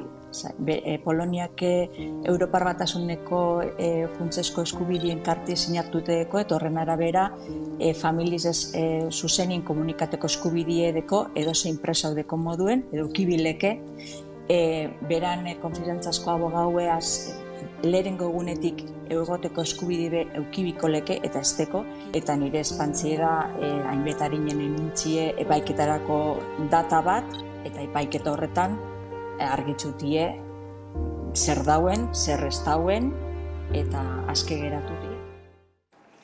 Tira kartzelan dago, Pablo González kazetaria urtebete egin du, eta badirudi ez, epaiketa baten faltan lusatzen ari zaizkiola denbora hori kartzelan.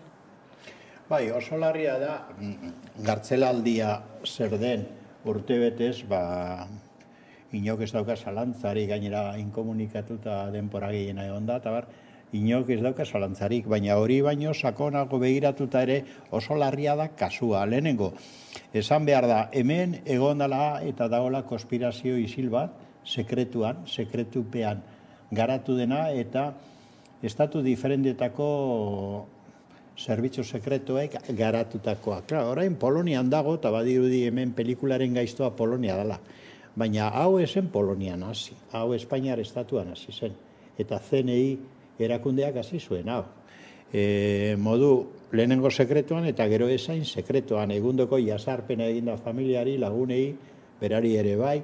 Zergatik, kazetari dalako eta bi egunkari konkretutan lan egiten zuelako, ez da. Nik uste dut hori salatzeko da. Garan egiten zuelako lan da publikon. Claro, egunkari horiek kritikoa dira, estatuarekiko, eta motivazio sakona hori da.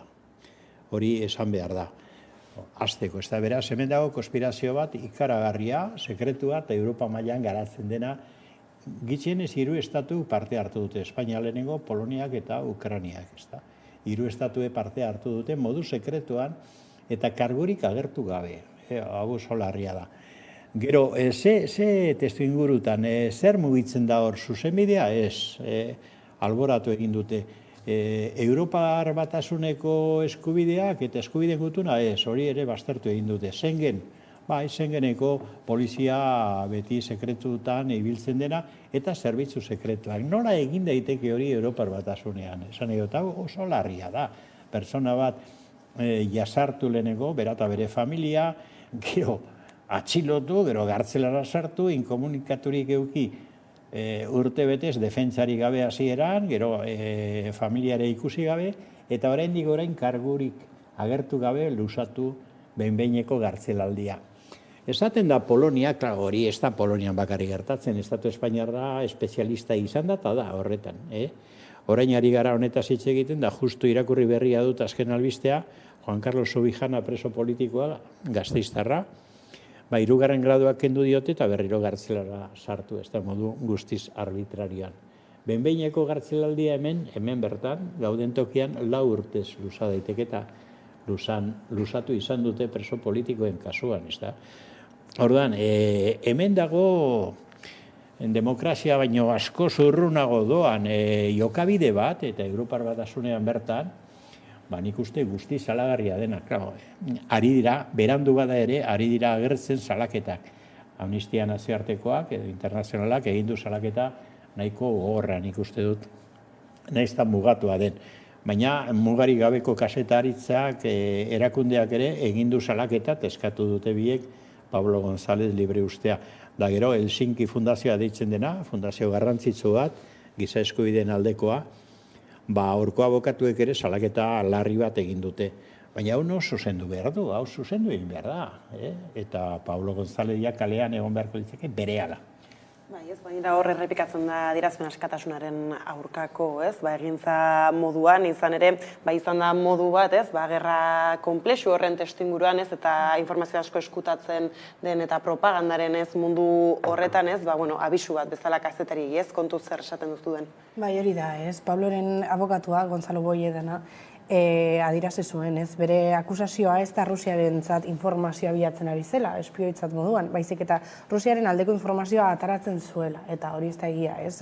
Pablo kazetari moduan, bi bandoen buruzko informazioa ataratzen zuen, eta horri buruz idazten zegoen, ez? Eta bertan, osea da, bera da kazetari oso todoterrenoa, ez? Beti, bertara faten zan, bertako egertatzen zena oso ondo kontatzen zauen, eta hori leporatzen diete, eta ez bakarrik Ukrainiako bertsioa buruz hitz egin, baizik eta Rusiakoa ere eta ondo kontatu, ez. Eta oso latza da, bere abokatuak salatu duen, ez, 23 urte, 23 ordu berkatu lehiori gabeko zelda batean igarotzen duela. Eta, Europar Batasunak Poloniari eskatu dio behin-behineko kartzela 2 urte baino gehiagoz luzatzea, baina badaz kasuak, non 8 urtera arte ere luzatu daitekenak, ez? Poloniako hainbat kasu hori asaltzen dute, ez? Eta ez dakigun hor arte egongo den bera kartzelan, barik.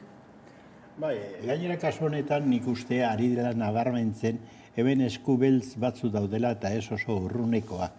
Hau da, ez da Poloniaraino begiratu behar, Estatu Espainiarrean daude eskubeltzak eta oso boteretsuak. Eta nik bat markatuko nuke gaur egun Espainiar gobernuko kanpo harremanetako ministroa dena, ez da, Jose Manuel Álvarez Bueno. Persona hau heldu zen oso modu berezian ministeritzara, hain justu ere Saharako krisia deitu izan den horretan, ez da. Saharar gobernuaren erresumaren presioagatik, Marokoko gobernu eta erresumaren erregearen da presioarengatik kendu zuten Espainiako ministroa, kanpo harremanetako ministroa, zergatik. Saharar Republikako presidentea osatzera COVID-arekin ekarri zuelako, eraman zuelako Zaragozara, ez da pentsa. Eta orduan ipini zuten hau, Álvarez Bueno hau, eta Álvarez Bueno honek lehenengo egin duena da konspiratu Marokorekin batera Sahararen kontra, ez da. Eta bigarren egin du, Jose Manuel edo Pablo Gonzálezen kasuan, bete-betean sartu, izkutuan, baina bete-betean sartuta dabil, eta abandonatu egiten du, lehenengo eta behin, Pablo Gonzálezek pasaporte espainiara dauka, zaindua egon beharko litzake, hango konsulatuak eta enbajadak zaindu beharko lukete, bueno, ez. Álvarez Bueno ministroak momentu honetan egiten du Pablo Gonzálezen kontra. Eta nik uste dut, konspirazioan polizia eta ministerioa eta CNI sartuta daude bete-betean konspirazio horretan, da hori salatu egin behar da. Bai, ez izan ere horre aditzera eman izan da agian ez, presio politikoa bera nahiko ahula izan dela kasu honetan. Bai, eta baita komunikabideen presioa oso ahula izan zen hasiera batean, ez? Asko kostatu zen, ze bertsio sinistu, ez? Eta bazen, ez? Baliteke, detentzioa baldin badago horrez, igual bera errudun den, edo bi pasaporte zitula, edo talako gauza asko egon ziren, baina azkenietako, hemen garrantzitsuena da, kazetari baten eskubideak, pertsona baten eskubideak, zapaltzen ari direla, ez? Eta, Espainiako gobernua nire ustez ez dago esebez presionatu, ez da bere erantzukizunez ez dago esebez erantzunez esebez, eta baita Eusko Jaurlaritzak ere oso gutxi edo nire ustez oso gutxi adierazi dago, ez? Bera bai erantzukizuna daukola eta boterea dutela, ez? Aldute zertxo bait gehiago egin eta ez dakit. Oso ondo dio nik uste dut Maialenek kontu hau, ez da, da adierazpen askatasunaren kontrako erasoaldi bat, baina ez persona baten kontrakoa gainera. Azter dezagun ondo zer dagoen tartean, ez da, dago Ukrainako gerra, edo besan da Errusiaren inbazioa Ukrainian eta ondoren gerra. Ari gara ikusten danok, guztiok ari gara ikusten gerra luzatzeko trantzean dagoela eta asko luzatu, eta ez bakarrik luzatu, larritu ere bai, guztiok gabiltza ez dakigula oso ondo zer gertatzen den hor. Rusiak egingo du berriro erasoaldi bat, Ukrainiak arma berriak lortu eta berak egingo du Rusiaren kontra, esan dut oso, azkenean arma nuklearrak erabiliko dira edo ez, esan dut herritar guztiontzat eta guretzat, zuzenean oso garrantzitsua da gai hau. Eta daukagun arazorik handiena da ez daukagula informazio obiektibo eta egokirik. Gobernuek ez digute informazio obiektibo emango, implikaturi daudelako. Ukraina, Rusiak ez digute emango informazio obiektiborik, Poloniak ere ez. Zer behar dugu? Hain zuzen ere Pablo González bezalako kasetarien lan zuzena eta lan zintzoa behar da. Claro, gobernuek kolpatzen badituzte kasetari hauek, orduan zer? Guk galtzen dugu informazio zuzena eta egokia izateko eskubidea. Hori larria da gerra egoera batean. Eta arriskuan. Markatu garroen, eta beste kasetari bebai, mezu bat bidaltzen digut, ez? Ez sartu, olakoak behitxu zer gertatu daiteken, ez? Eta Ukrainian badazen eta Polonian ere hainbat kasetari nire ustez hori sentituko dute, ez? Noraino arte investigau dezaket, noraino arte hitz egin dezaket, edo idatzi dezaket, eta beldurrarekin ezin dugu gure lana egin, ez? Eta Europako herri batean gainera. Bai, ez, izan ere lehentxeago hemen izan da, gai honen bueltan ere hitz egiten Asier Blas, ez, Euskadiko Unibertsitateko irakaslea, eta, politika zientzetan doktorea bera, eta azaltzen zuen nola, zuk esan duzunaren aritik egun horretan bertan, ez, kazetari gehiago ere bazirela Pablorekin batera, Aiestaran berarekin afaltzen egon zela, eta batzuek hau gertatzen ez, Twitterren eta barrez idatzi egin zituztela hainbat kontu, baina gero borratu zituztela eta asaldu zutela zergaitik borratzen zituzten beldurra zutelako. Bai, baina biktimak ez dira kasetariak, biktima nagusiak geu gara, eta kontura daitezen. Egoerak eraman gaitzake guk informazioa izan gabe, testuinguru oso larri batera. Hori aurretik guk aurrikusi behar dugu. Da aurrikusteko modu bakarra da kasetariei libre lan egiten utzi eta informazioa bildu dezaten da zabaldu. Claro, ez da broma bat. Bada, hause aipatuta beste gehi bati helduko diogu orain, izan ere, gurera bueltan, zaintzaren aferari helduko diogu, zeren eta zaintza demokratizatzeko egitasmo bat aurkeztu zuten iragan astean Donostian, eta hontaz hitz egiteko, badugu kameraren bestaldean Santi Ugarte Gipuzkoako adinekoen egoitzetako senideen elkarteko kidea, ez da? Kaixo, Santi? Kaixo, tira ez, aipatu zaintza demokratizatzearen aldeko egitasmo bat jarri duzue martxan ez, zeri erantzuteko edo zer beharren gainean ez, ikusi duzue beharrezkoa halako ekimen bat aurrera ateratzea? Bai, begira, izan ditugu urte batzuk oso gogorrak COVID-arekin, eta, bueno, hori ze luzaturik ez dago, hori pasada, eta aldundiak badirudi, ja, bueno, lasaitu edo, bueno, orain haidira saltzen, bakoitza bere aldetikan, ze proiektu zoragarri egiten haidian da horrelako gauzak, ez?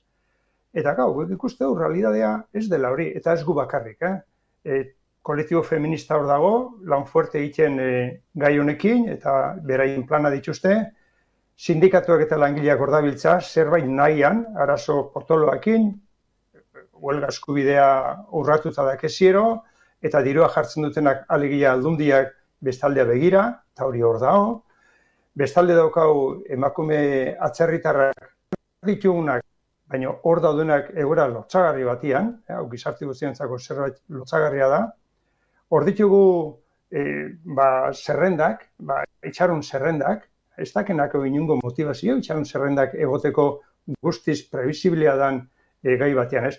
Orduan, hori guztia horrela, guk ikusi duguna zeniten aldetik, eta adinean aurra guazenok, eta erabiltzaile ikustean aldetikan, hemen gauza gaizkiotetik aparte, haratago junda, danok badakigu, dato demografikoak eta gizartean sartzea, eta behi bigun, eta hori guztiak, dakigu, hemendik, markada batean, izango gela, doblea izango gela, bikoiztu egingo dela, eta guk ez duguna ikusten, inungo kondizioik, eta girorik ez dugu ikusten, gai honei aurre egiteko. Eta demokratizatu izaten dugunean, da noski, sakon begiratuta hemen demokrazia falta da.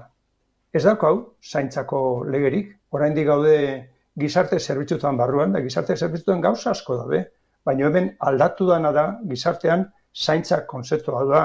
Gizarte aldatu eginda, gizartea sartu eginda, leno familiak eusten zion, gai honei eusten zion, baina hori ere aldatu eginda, emakumean esplotazioa hor dago, hori ez aldatzen. Orduan, ikusten dugun hemen kontzentzu zabal bat egun behar dula, eta alderdien arteko debatea, proposamen ezberdinak, eta hauteskunde garai hontan, ondik eta garbio horretik gertzen dugu, zati ikusten duguna parte hori falta dela. Eta biztanleok, jakinen berdeu, zeinek zer defenditzen du. Nork erabaki dun, orain daun sistema hau, privatizazioak, jende guztiak garbi ikusten duna hori, ezin leikela, hemen zerbitzu honetatik batzuk dirua ateratzen jarrutik ez dakala esankik eta ez buruik, hori guztiak nun erabakitzen dira. Guk langileok eta soldata batetik dependitzen eta pentsio batetik dependitzen duenak, garbi daukau gure eskubideak bermatu egin behar dela, legea egon behar dula, jakinen behar dula garbi zein dian gure eskubideak, eta orain ez dakio, orain erabakitzen du, jakiten dugu, aldundi bakoitzak ze erabakitzen duen urrengo urteako, eta urrengo hasi izango da ez dakio, ez dago debatik, ez dago demokrazirik, hortik doa. Bai, ez da, gainera azaldu dituzu ez, adierazle batzuk badira, horiek beteko dira, eta gainera ez guztian, edo behintzat, kalean behintzat ez askoen agotan da zaintzaren krisia bera, ez, arrakala guztiak zabali daude, zukera ipatu zu ez, nora pandemian agian azaleratu zen guzti hau, eta baziru dien ez, pandemiatik irten, eta argia edo ikusiko genuela, baina arazonek txarrera egin du, eta hor bada ez, esaten duzun kontu bat klabea ere badena ez, ez zaiola arazoari globalki heltzen. Hori da. Adibide bat, parte hartzea. Danoko esatzen dugu, hezkuntzan, kontseilu eskolarrak eta badaude, eta hemen, legean, 2006ko legean, estatuak egintzenuean lege hori, eta hemen, 2008 egintzenean zerbitzu sozialena, jartzen du, erabiltzaileak eta beraien familiak eta elkarteak parte hartzeko eskubidea daukala. Gu eskatzen ari gea, batian da bestean, ez dugu parte hartzen, ez digute inune kasu egiten, oin bertan dekreto bat egin behar da ratio kontuakin, eta inok ez gaitu deitzen, eskatu dugu bilerik eta ez dago.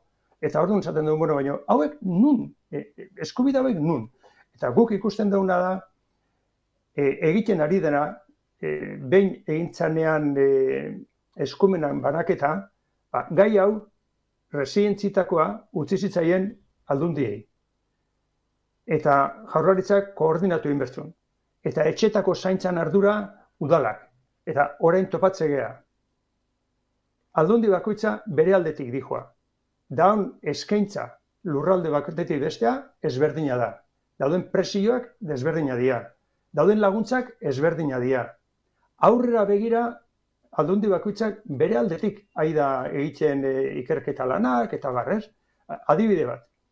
Joaten dira kanpora, Europara, beste modelo, beste eredu batzuk ikustera, inoiz ez dira batera juten. Eta horren, esaten dugu, zergatik hemen da horrela, eta irakaskuntzan eta osasunean, han ulertzen da, dian zerbitzu batzuk unibertsalak, horiek izan behar du berdinak, eta haien lidergoa darama jaurlaritzak eta legebiltzarak. Hemen ez, hemen aldunde bakoitza berdetik, eta zergatik, ez dira euskalduna denok, ez ditugu zerga berdinak ordaintzen, orduan, gu ikusten dugu, hemen da hola zulo bat, badirudi hola behar dula, eta hola zer izanik ez dauka. Horretik gu planteatzen dauna da, hau, sakondu inberdala, gure iritziz, banaketa, egintzan banaketa diputazioan eskutan jarrita, honek ekarri du, jaurlaritza kanpo daula, jaurlaritzak ez du ezer egiten, gai honekin, koordinatu ere ez, udalak baita ere jokoz kanpo daude, eta diputazioak jarraitzen dutela bakoitza bere aldetik, elite batzun artean erabakiak hartuaz, eta hau gizarteratu inbertola, demokrat berdula, eta parte hartzeko eskubideak eta bermeak berditugula biztanleo. Bai, ez da, gainera horri ere gehitzen zaio, askotan aurrekontuen bueltan ere hartzen dira erabakiak, eta beraz ez dutela iraunkortasunik, eta hor zuek besteak beste eskatu duzuena da, ez, jaurlaritzari begira ardezala honen gaineko ardura, ez, beraz, egitasmotik, ez, sortu duzuen, norabide esatearen plataforma horretatik, zein izango da emango duzuen urrengo pausua?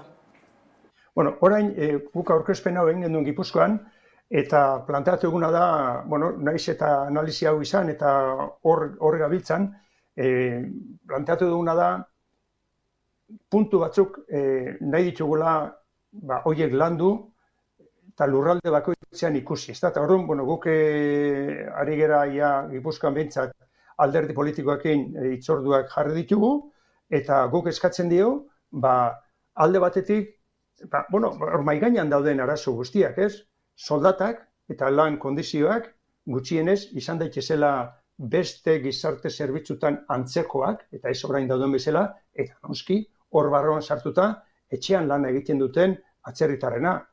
Hori ere hor dago, badirudi, hori ez dela hemen Euskal Herrian zuzenduko berko gai bat, eta guztiz hori gainditu leke eta beraien egoera beste bat izatea, ezta? Baita ere planteatzen duguna da, nork erabaki duen zenbat ordaintzen den. Lehen bat, residentzi batea juten danean, aldundiak lehenbizi sartzen dio eskua poltsikoan, ateratzen dio atera berrekoa, eta gero espada aiatzen, baita ere kentzen dio pensioan zatik handiena, eta horrekin eginda dago. Hau ez aldaba gizarte bat zergakin bere zerbitzu basikoa dianak eman berditunak. Orduan, hori ere hor dago. Parte hartzea baita ere hor daukau.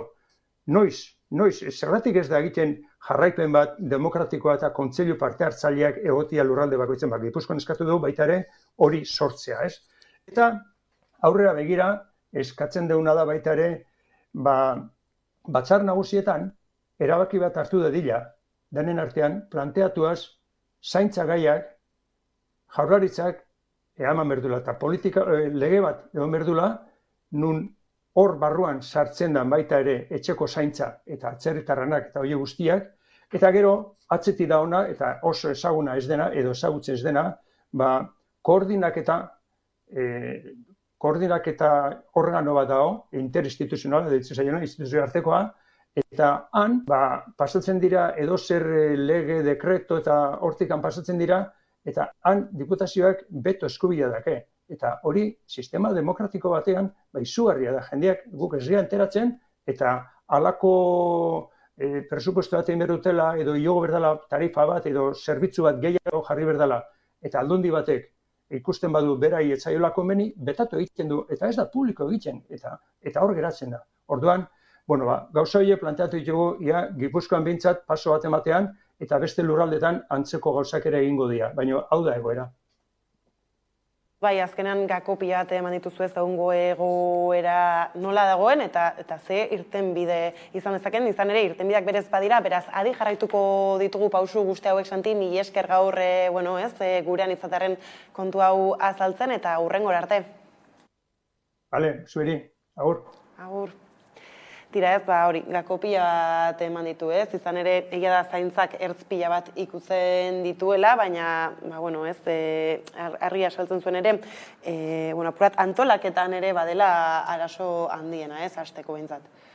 Noski, deigarri egin zait, egia esan oso azterketa sakona eta konpletoa eta proposamen alternatiboak ere egiten dituzte, da nortzok egiten dute hau, hemen esan denez, zaintza demokratizatu egitasmo bat daukate, baina nortzu dira, hain justu ere egoitzetako zeniden elkarte bada. Hau da, egoera zuzenean ezagutzen da pairatzen duen jenteak dauka, logikoa da gainera, informazio gehien, da gainera ideiarik landuenak ere alternatiben inguruan. Hori kontuan hartu behar da lehenengo, ezta? Zergaitik gero esaiek kasurik ere egiten, proposamenak landu behar direnean. Hor dago lehenengo arazoa. Ni zoriontzeko ikusi dut, Santi Ugarteren azalpena, ze zaintzaren mundua tokatu zaite zuzenean da zeharka ere ezagutzea eta bizitzea, eta badakit hor zer dagoen. Claro, berak kudeak eta komentatu dut, eta agian berak ez dut dana esan, baina esan daiteke nik ez daukat arazorik esateko. Zaintzaren kasuan diputazioek, aldundiek, eta udalek, eta gero talde pribatuek kudeaketan daukaten nagusitasun da protagonismo hori gertatzen ari da kaltegarria. Gertatzen ari da kaltegarria, zergatik, beraki pista batzuk eman ditu, baina hemen gertatzen dena da, klaseak sortzen ari direla, klase berriak sortzen ari dira, zaharren artean, persona nagusien artean. Batzuk diru gehiago daukatelako, edo eta ondasuna dituztelako, eta ondasun horiek harrapatu egiten dituzte, eta beraz ondorioz balako zentru pribatu garesti batean plaza ematen zaie, eta beste batzuk ez daukate alakorik, eta orduan etxean gelditzen dira, eta laguntza ikusiko dugu udalak ze laguntza ematen dion, edo zentro publikoetan ala nola dira, ezta? Hor benetako klasismo bat, klasismo jende nagusiaren artean, klasismo ikaragarri bat sortzen ari da, eta klaseak sortzen ari da. Da kudeak eta ez da bat ere demokratikoa. Beraz, beraiek demokratizatu esaten dutenean, badago motiborik. Hori arlo bat. Eta beste arlo bat da laborala, hau da. Arlo horretan lan egiten duten gehienak emakumea dira, asko emigrantea dira, esan duen bezala, eta hor dago, benetako harrapakeria, esplotazioa eta bazterketa dana batzen da. Orduan, beraiek egiten duten planteamendu alternatiboa oso interesgarria egin zait. Ez daki zergatik egiten den Gipuzkoan bakarrik, nik uste datu beharko litzatekela gutxienez Euskal Herri osora, ez da hori da kontradizio bat. Baina, lehenengo galdera da, zaintza nola antolatu behar da? Etxeetan, esan ohi da, jente nagusiak gehienek nahiago dutela etxea mantendu. Baina beti ere zerbitzu hon batzuk, laguntza zerbitzu hon batzuk ematen zaizkienean, ez da?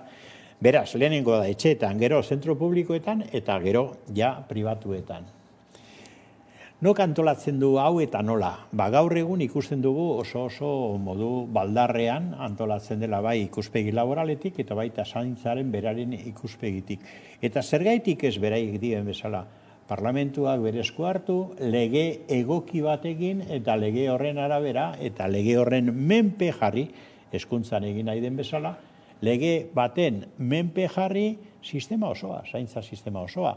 Da hor bai baldintza laboralak eta bai zaintza zerbitzuak bideratu. Ni erabat ados nago, uste dut oso ondo jokatzen ari direla, akaso planteatuko nieke Gipuzkoatik zabaltzea eta Hego Euskal Herri mailan lantzea kontu hau ze arazoa gero ikusiko dugu, arazoa ari da Nafarroan bezala, Gipuzkoan, Araban, Bizkaian, danetan planteatzen, ezta? Eta nik uste eskuz hartu behar dela hor, eta beraiek oso argi daukate, entzun behar zaie, Eta nok entzun behar die, nik uste du parlamentuak, legebiltzarrak, eta lege bat egin. Ez, izan ere, eta kaletan ere ikusten da, sindikatuek ere aldarrikatzen dute, ez, afera honetako hainbat kontu, beraz, zaintzaren bueltako arazoak badira identifikatuak, ez, gero beste 11 suertatu daitezke, baina behintzat lanean hasteko badago identifikazio bat eginda, eta hor, ez, zuk ere orain esan duzu, eta berak ez du, eskatzen dena behintzat hasteko lege bat. Hori da, lege bat beharrezkoa da, ez, eta gainera, zaintza horien atzean ze dago. Badaz, hainbat pertsonak, gehien bat emakumeak esplotauta, behar bada, euren zenideak zaintzen baina soldatari gabe, edo atzerritarrak, non igual ez daukie paperik, eta hemen era ilegal baten, daz, pertsonak zaintzen, ez, eta horren atzian, egon behar da kontrol bat, ez, eta pertsona horien eskubideak ez urratzeko, ez, eta gero, niri zaintza demokratizatu elkartea gustatu zaidan gauza da, zaintzaren etorkizuna eta implikazioari buruz eztabaida bat mailan jartzen duela. Eta niretzako inplikazioa oso garrantzitsua da. Ze batzutan entzuten dugu hainbat elkarte eta eskerretatik hainbat alderdi, esan ez, zaintza emakumezko gauza da dela eta hori aldatu behar dugula, baina zenbat gizonek daz benetan implikatuta zaintzetan, euren etxetan edo euren zenideekin. Implikazio bat behar da eta gizartetik behar bada etorri beharko litzateke implikazio hori, ez, eta gizonetatik, ez. Euren etxean ikustea, igual nire aitan ni zaindukot eta nire emaztea segitzeko, ez, eta gazteon artean ere eztabaida hori sortu, ez, zergaitik emakumeak izan dira beti zaintzaileak eta zelan aldugu hori aldatu. Alderdiek lan asko daukie eta parlamentutik lege bat etortzea asko komeni da, ez? Baina gure artean ikustea, ez? Zer egin dezakegu hori aldatzeko, ez? Nor euren familian, zegatik horregan baratzen die zaintza lanak. Ez, baina horra hasidan aipatzen zuen, badirela gainera etorkizunera begirako adierazle argi batzuk, eta guztiok ezagutzen dugu piramide demografikoaren joera zein den, beraz hori zabaltzeak ere. Ez gustatzen, niri buruz hitz egitea, baina esperientzia zuzen hori eukidut, eta praktikan ikusi dut gainera oso adina handiko personen kasuan heriotzetik hurbil sentitzen direnean, da sentitzen dira, da lehenago ere nahiago izaten dutela. Nik uste dut asko jubilazio momentutik nahiago izaten dute etxean jarraitu.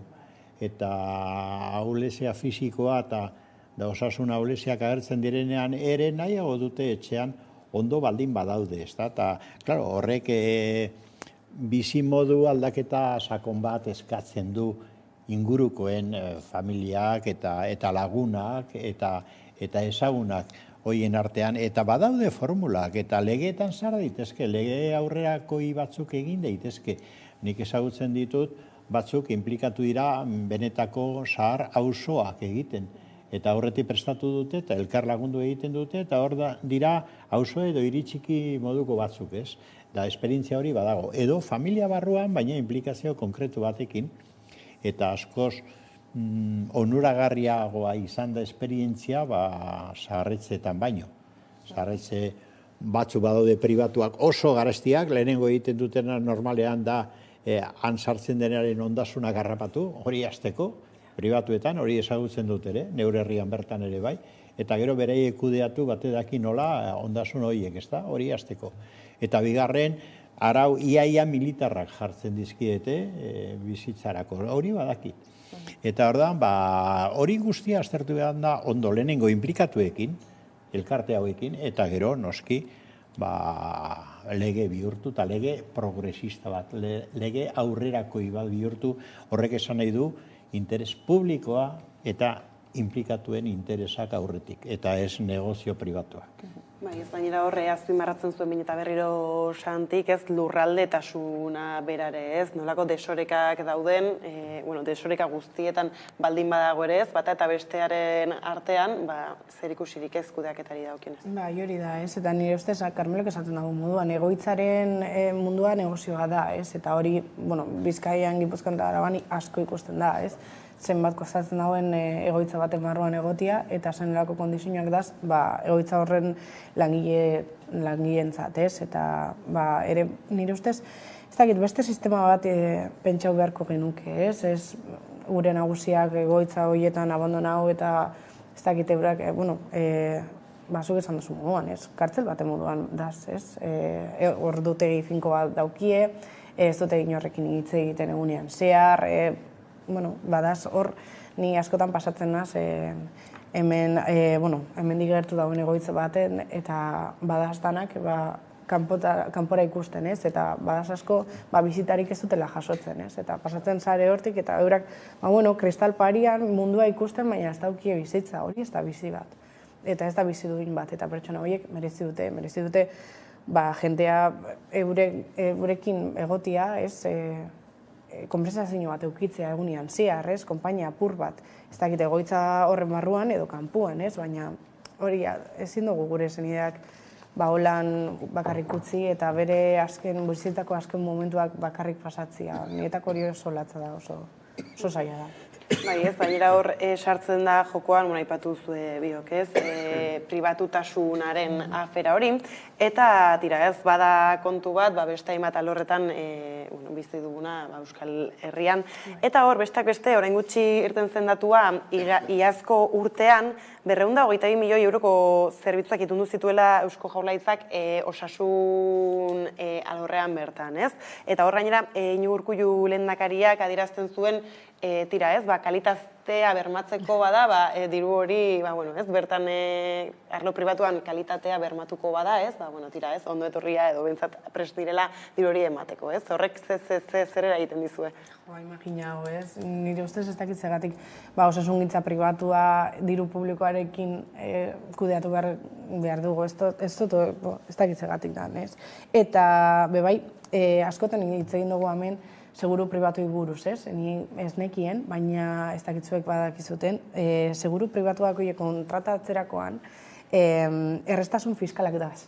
Hau da, familia bat, segurtasun, seguru pribatu bat kontratatzen badau, gero bere errenta deklarazioan beherapenak lor ditzake, eta hori da, gurpil osua, da zelan, privatizatu edo osasungintza pribatu horren baruan ez hartzeko errestasunak ematen dizut, gero negozio hori handitzeko, eta dena negozio bat bilakatzeko, eta hori ez da egin behar, eta gainera gutxiago diru publikoarekin ez dago zentzurik. Bai, diru kantitate berbera, beste leku atera bideratzerik ere bada, noski.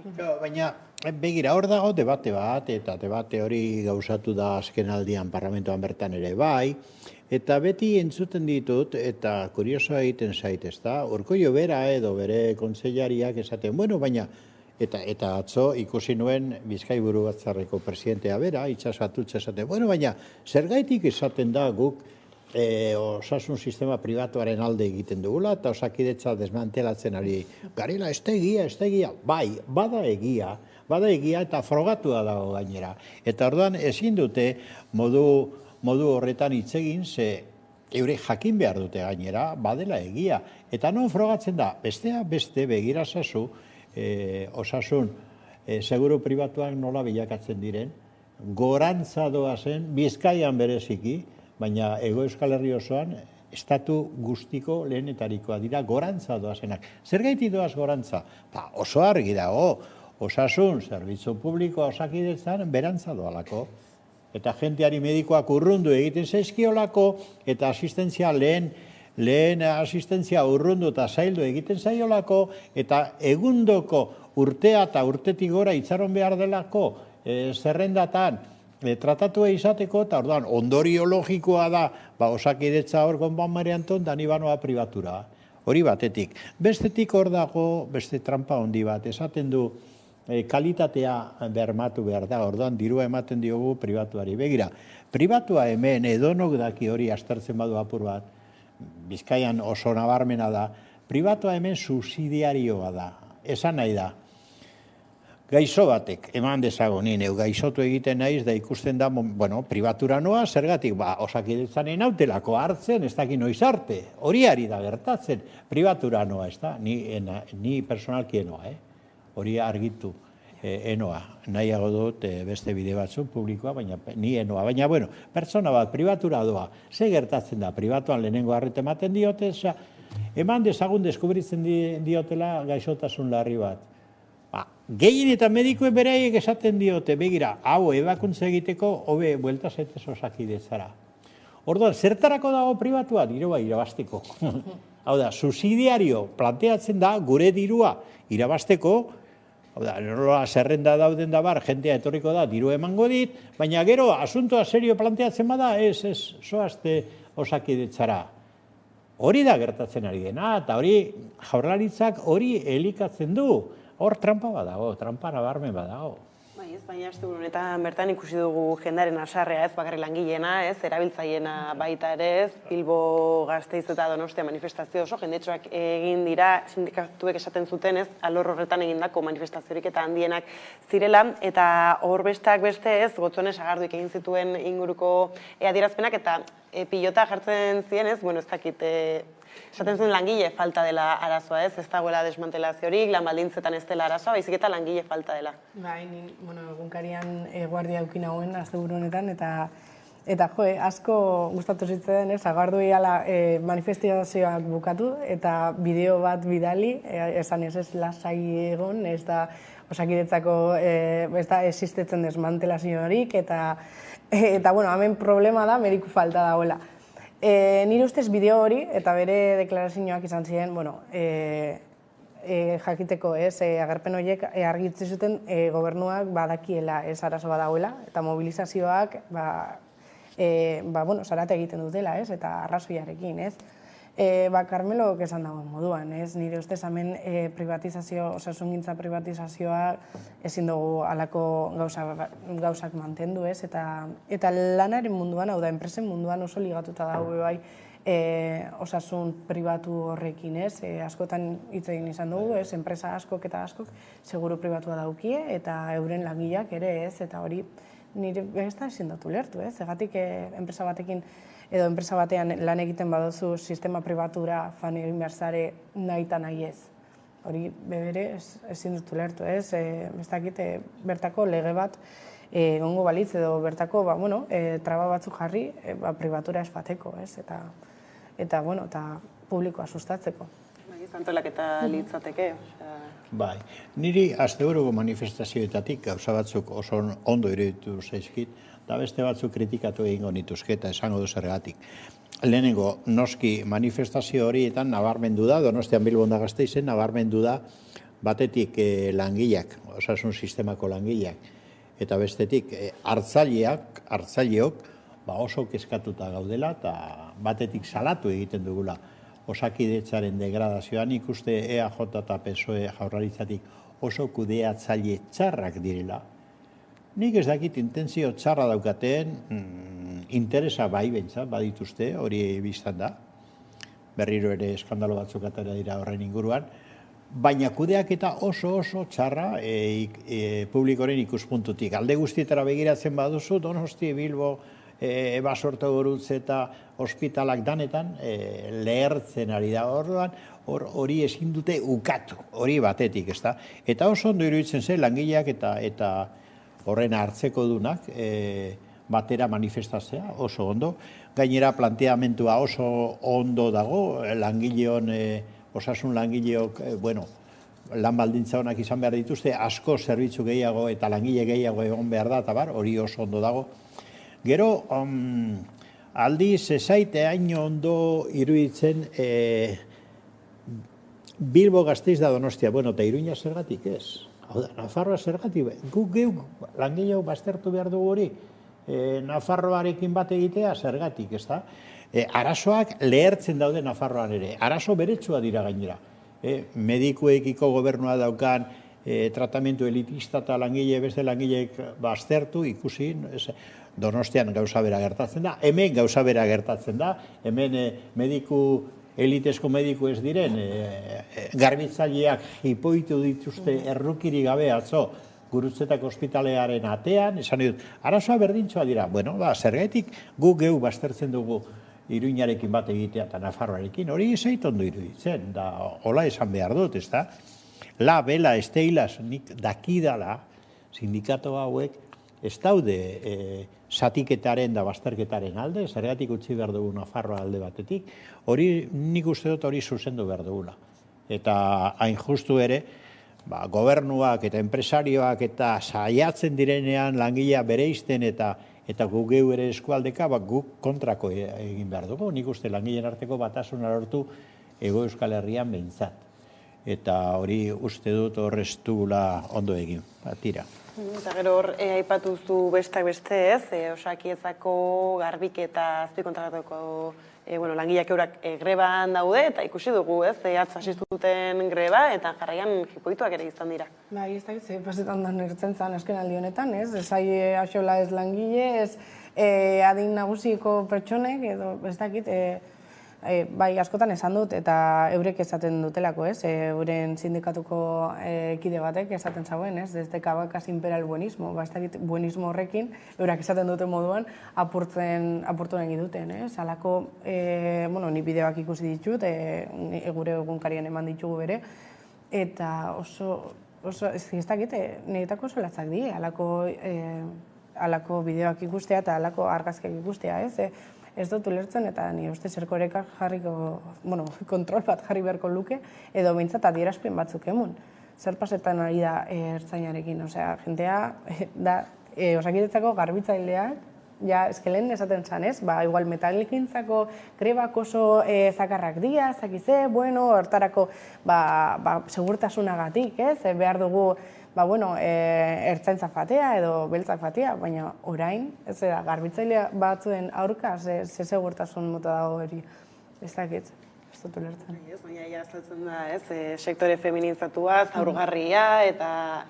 Etzaia, xoela. Bai, eta subsidiario, lehen esan dudana hemen larriagotu egiten da, begira, gurutzetan jipoituak, modu miserablean jipoituak izan dire langileak, baten bat larriki zauritua gainera, larrialdietara eraman behar izan zuten, ez da. Langile hori gertatzen zaie, osasun langilea dira, baina ez dira Osakidetzako plantillakoak. Orduan betiko kontua, egite dituzte administrazio publikoek diru eman, enpresa batzuei, eta enpresa horiek subsidiarioak egiten dute beren kontura berrantolatu lan merkatua. Klaro, ze gertatzen da, baldintza askoz ere okerragoa direla Osakidetzako plantillan dauden langileena. Baina orduan hauek lehenengo eskatzen dutena logikaz da homologazioa. Hemen homologatu egiten dira Guardia Zibilak eta Polizia Espainiarrak hemen daudenak, ertzaintzaren diruarekin. Baina Osakidetzan ez dira homologatzen zergatik. Hor dago betiko trampa ere berriro, ez da? Arrazoi osoa daukate eta homologatuak izan behar dute eta ez dira maltratatuak izan behar poliziagatik, ertzaintzagatik. Hori argi esan behar da. Ez dira gutxi, 2005 inguru dira, egoera horretan dauden langileak eta ondo eskatzen dute homologazioa eta tratu egokia. Eta tira ez, batetik poliziaz eta bestetik publikotasuna zitzaiten gabiltzala Gasteizera ingo dugu momentu gutxo batez, izan ere martxoaren 3 gainean daukagu, eta hor sindikatuek publikoa defendatzera deitu dute ez, Gasteizko martxoaren 3ko sarraskeen 47. urteurren honetan zer deritzo zuen? Oso ondo iruditzen zaitez, alako ekitaldiak eta alako iniziatibak mai gainean jartzea, eta jente gehiago gitzea, beti publikoa defendatzea oso garrantzitsua da, eta hori batzutan ahazten zaigu gizarte moduan, eta oso garrantzitsua da. Gainera ez, Gasteizko langileak irten ziren egun horretan kalera eta apur batez efemide hori heltzeko. Bai, hori da, ezin dugu gaztu zer pasau zan, eta gure gazteok bai, komunidade eure jakitzea zer pasau zan, eta zelan izan ziren, zer nolako tratamendua eukizuten langile horiek eta zer pasau zan horren inguruan oso garrantzitsua da ere. Bai, deigarri egin zait hartu duten lema, ez da, iaia poetikoa da, ari dira martxoaren 3 buruz hitz egiten eta martxoaren 3an egingo da manifestazioa, LALAB Steilas da SK sindikatue deitua, hau da gehiengo sindikalak Euskal Herrian, eta duela 57 urte gertatu zen egoera larri hura, ez da, poliziak nola hil zituen 5 langile eta beste hainbat zauritu eta Gasteizen Zaramaga auzoan, hau da, memoria sari dira, baina hartzen duten lema da oraina borrokatu etorkizuna bermatzeko. Claro, hor, iragana, oraina eta etorkizuna biak plano berean ipini dituzte eta niri gogora ekarri diate parkatuko diazue lizentzia poetikoa, Eliot poeta handiak, poeta ingles-amerikarrak dauka halako konposizio poetiko zoragarri bat, euskaratua dago, eta dio horrela hasten da, gainera, denpora pasatua eta denpora futuroa, bia daude konteneturik denpora presentean. Bueno, badirudi orain sindikalistak poeta bihurtu direla, eta iragana lantzeko pentsa duela 57 urte Zaramaga auzoan egin zuten ekintza kriminalura, estatu ekintza kriminala gogoratzeko, oraina borrokatu etorkizuna bermatzeko. Oso ondo, da gero gainera sistema publikoaren defentsa hartu dute. Txapo, esan nahi dute erabat ados nago. Baina horrek agertzen du berriro kapitalismo hipergaratu eta hiperneoliberal deitzen den honetan, hori dela arazo ardatza momentu honetan. Ze gertatuko da, asistentzia publikoarekin, sektore publikoekin, osasun, hezkuntza, langileen eskubideak, publikoak direnean edo izan behar dute. Ongizate estatuarekin ze demontre gertatu behar da. Kapitalismo honek daraman bilakaera honetan. Ez da hori da sakoneko arazo. Hortxe da galdera, martxoaren 3-aren bueltan ziurren ikusiko ditugu hainbat kontu, ustezko ekitaldiak egiten baitiragun horretan, beraz iritziko diogu ziur gaiari berriz ere, eskerrik asko, bioi gaur gurean izatearren, eta jarraian eguneko albistekin utziko zaituztegu, bihar arte.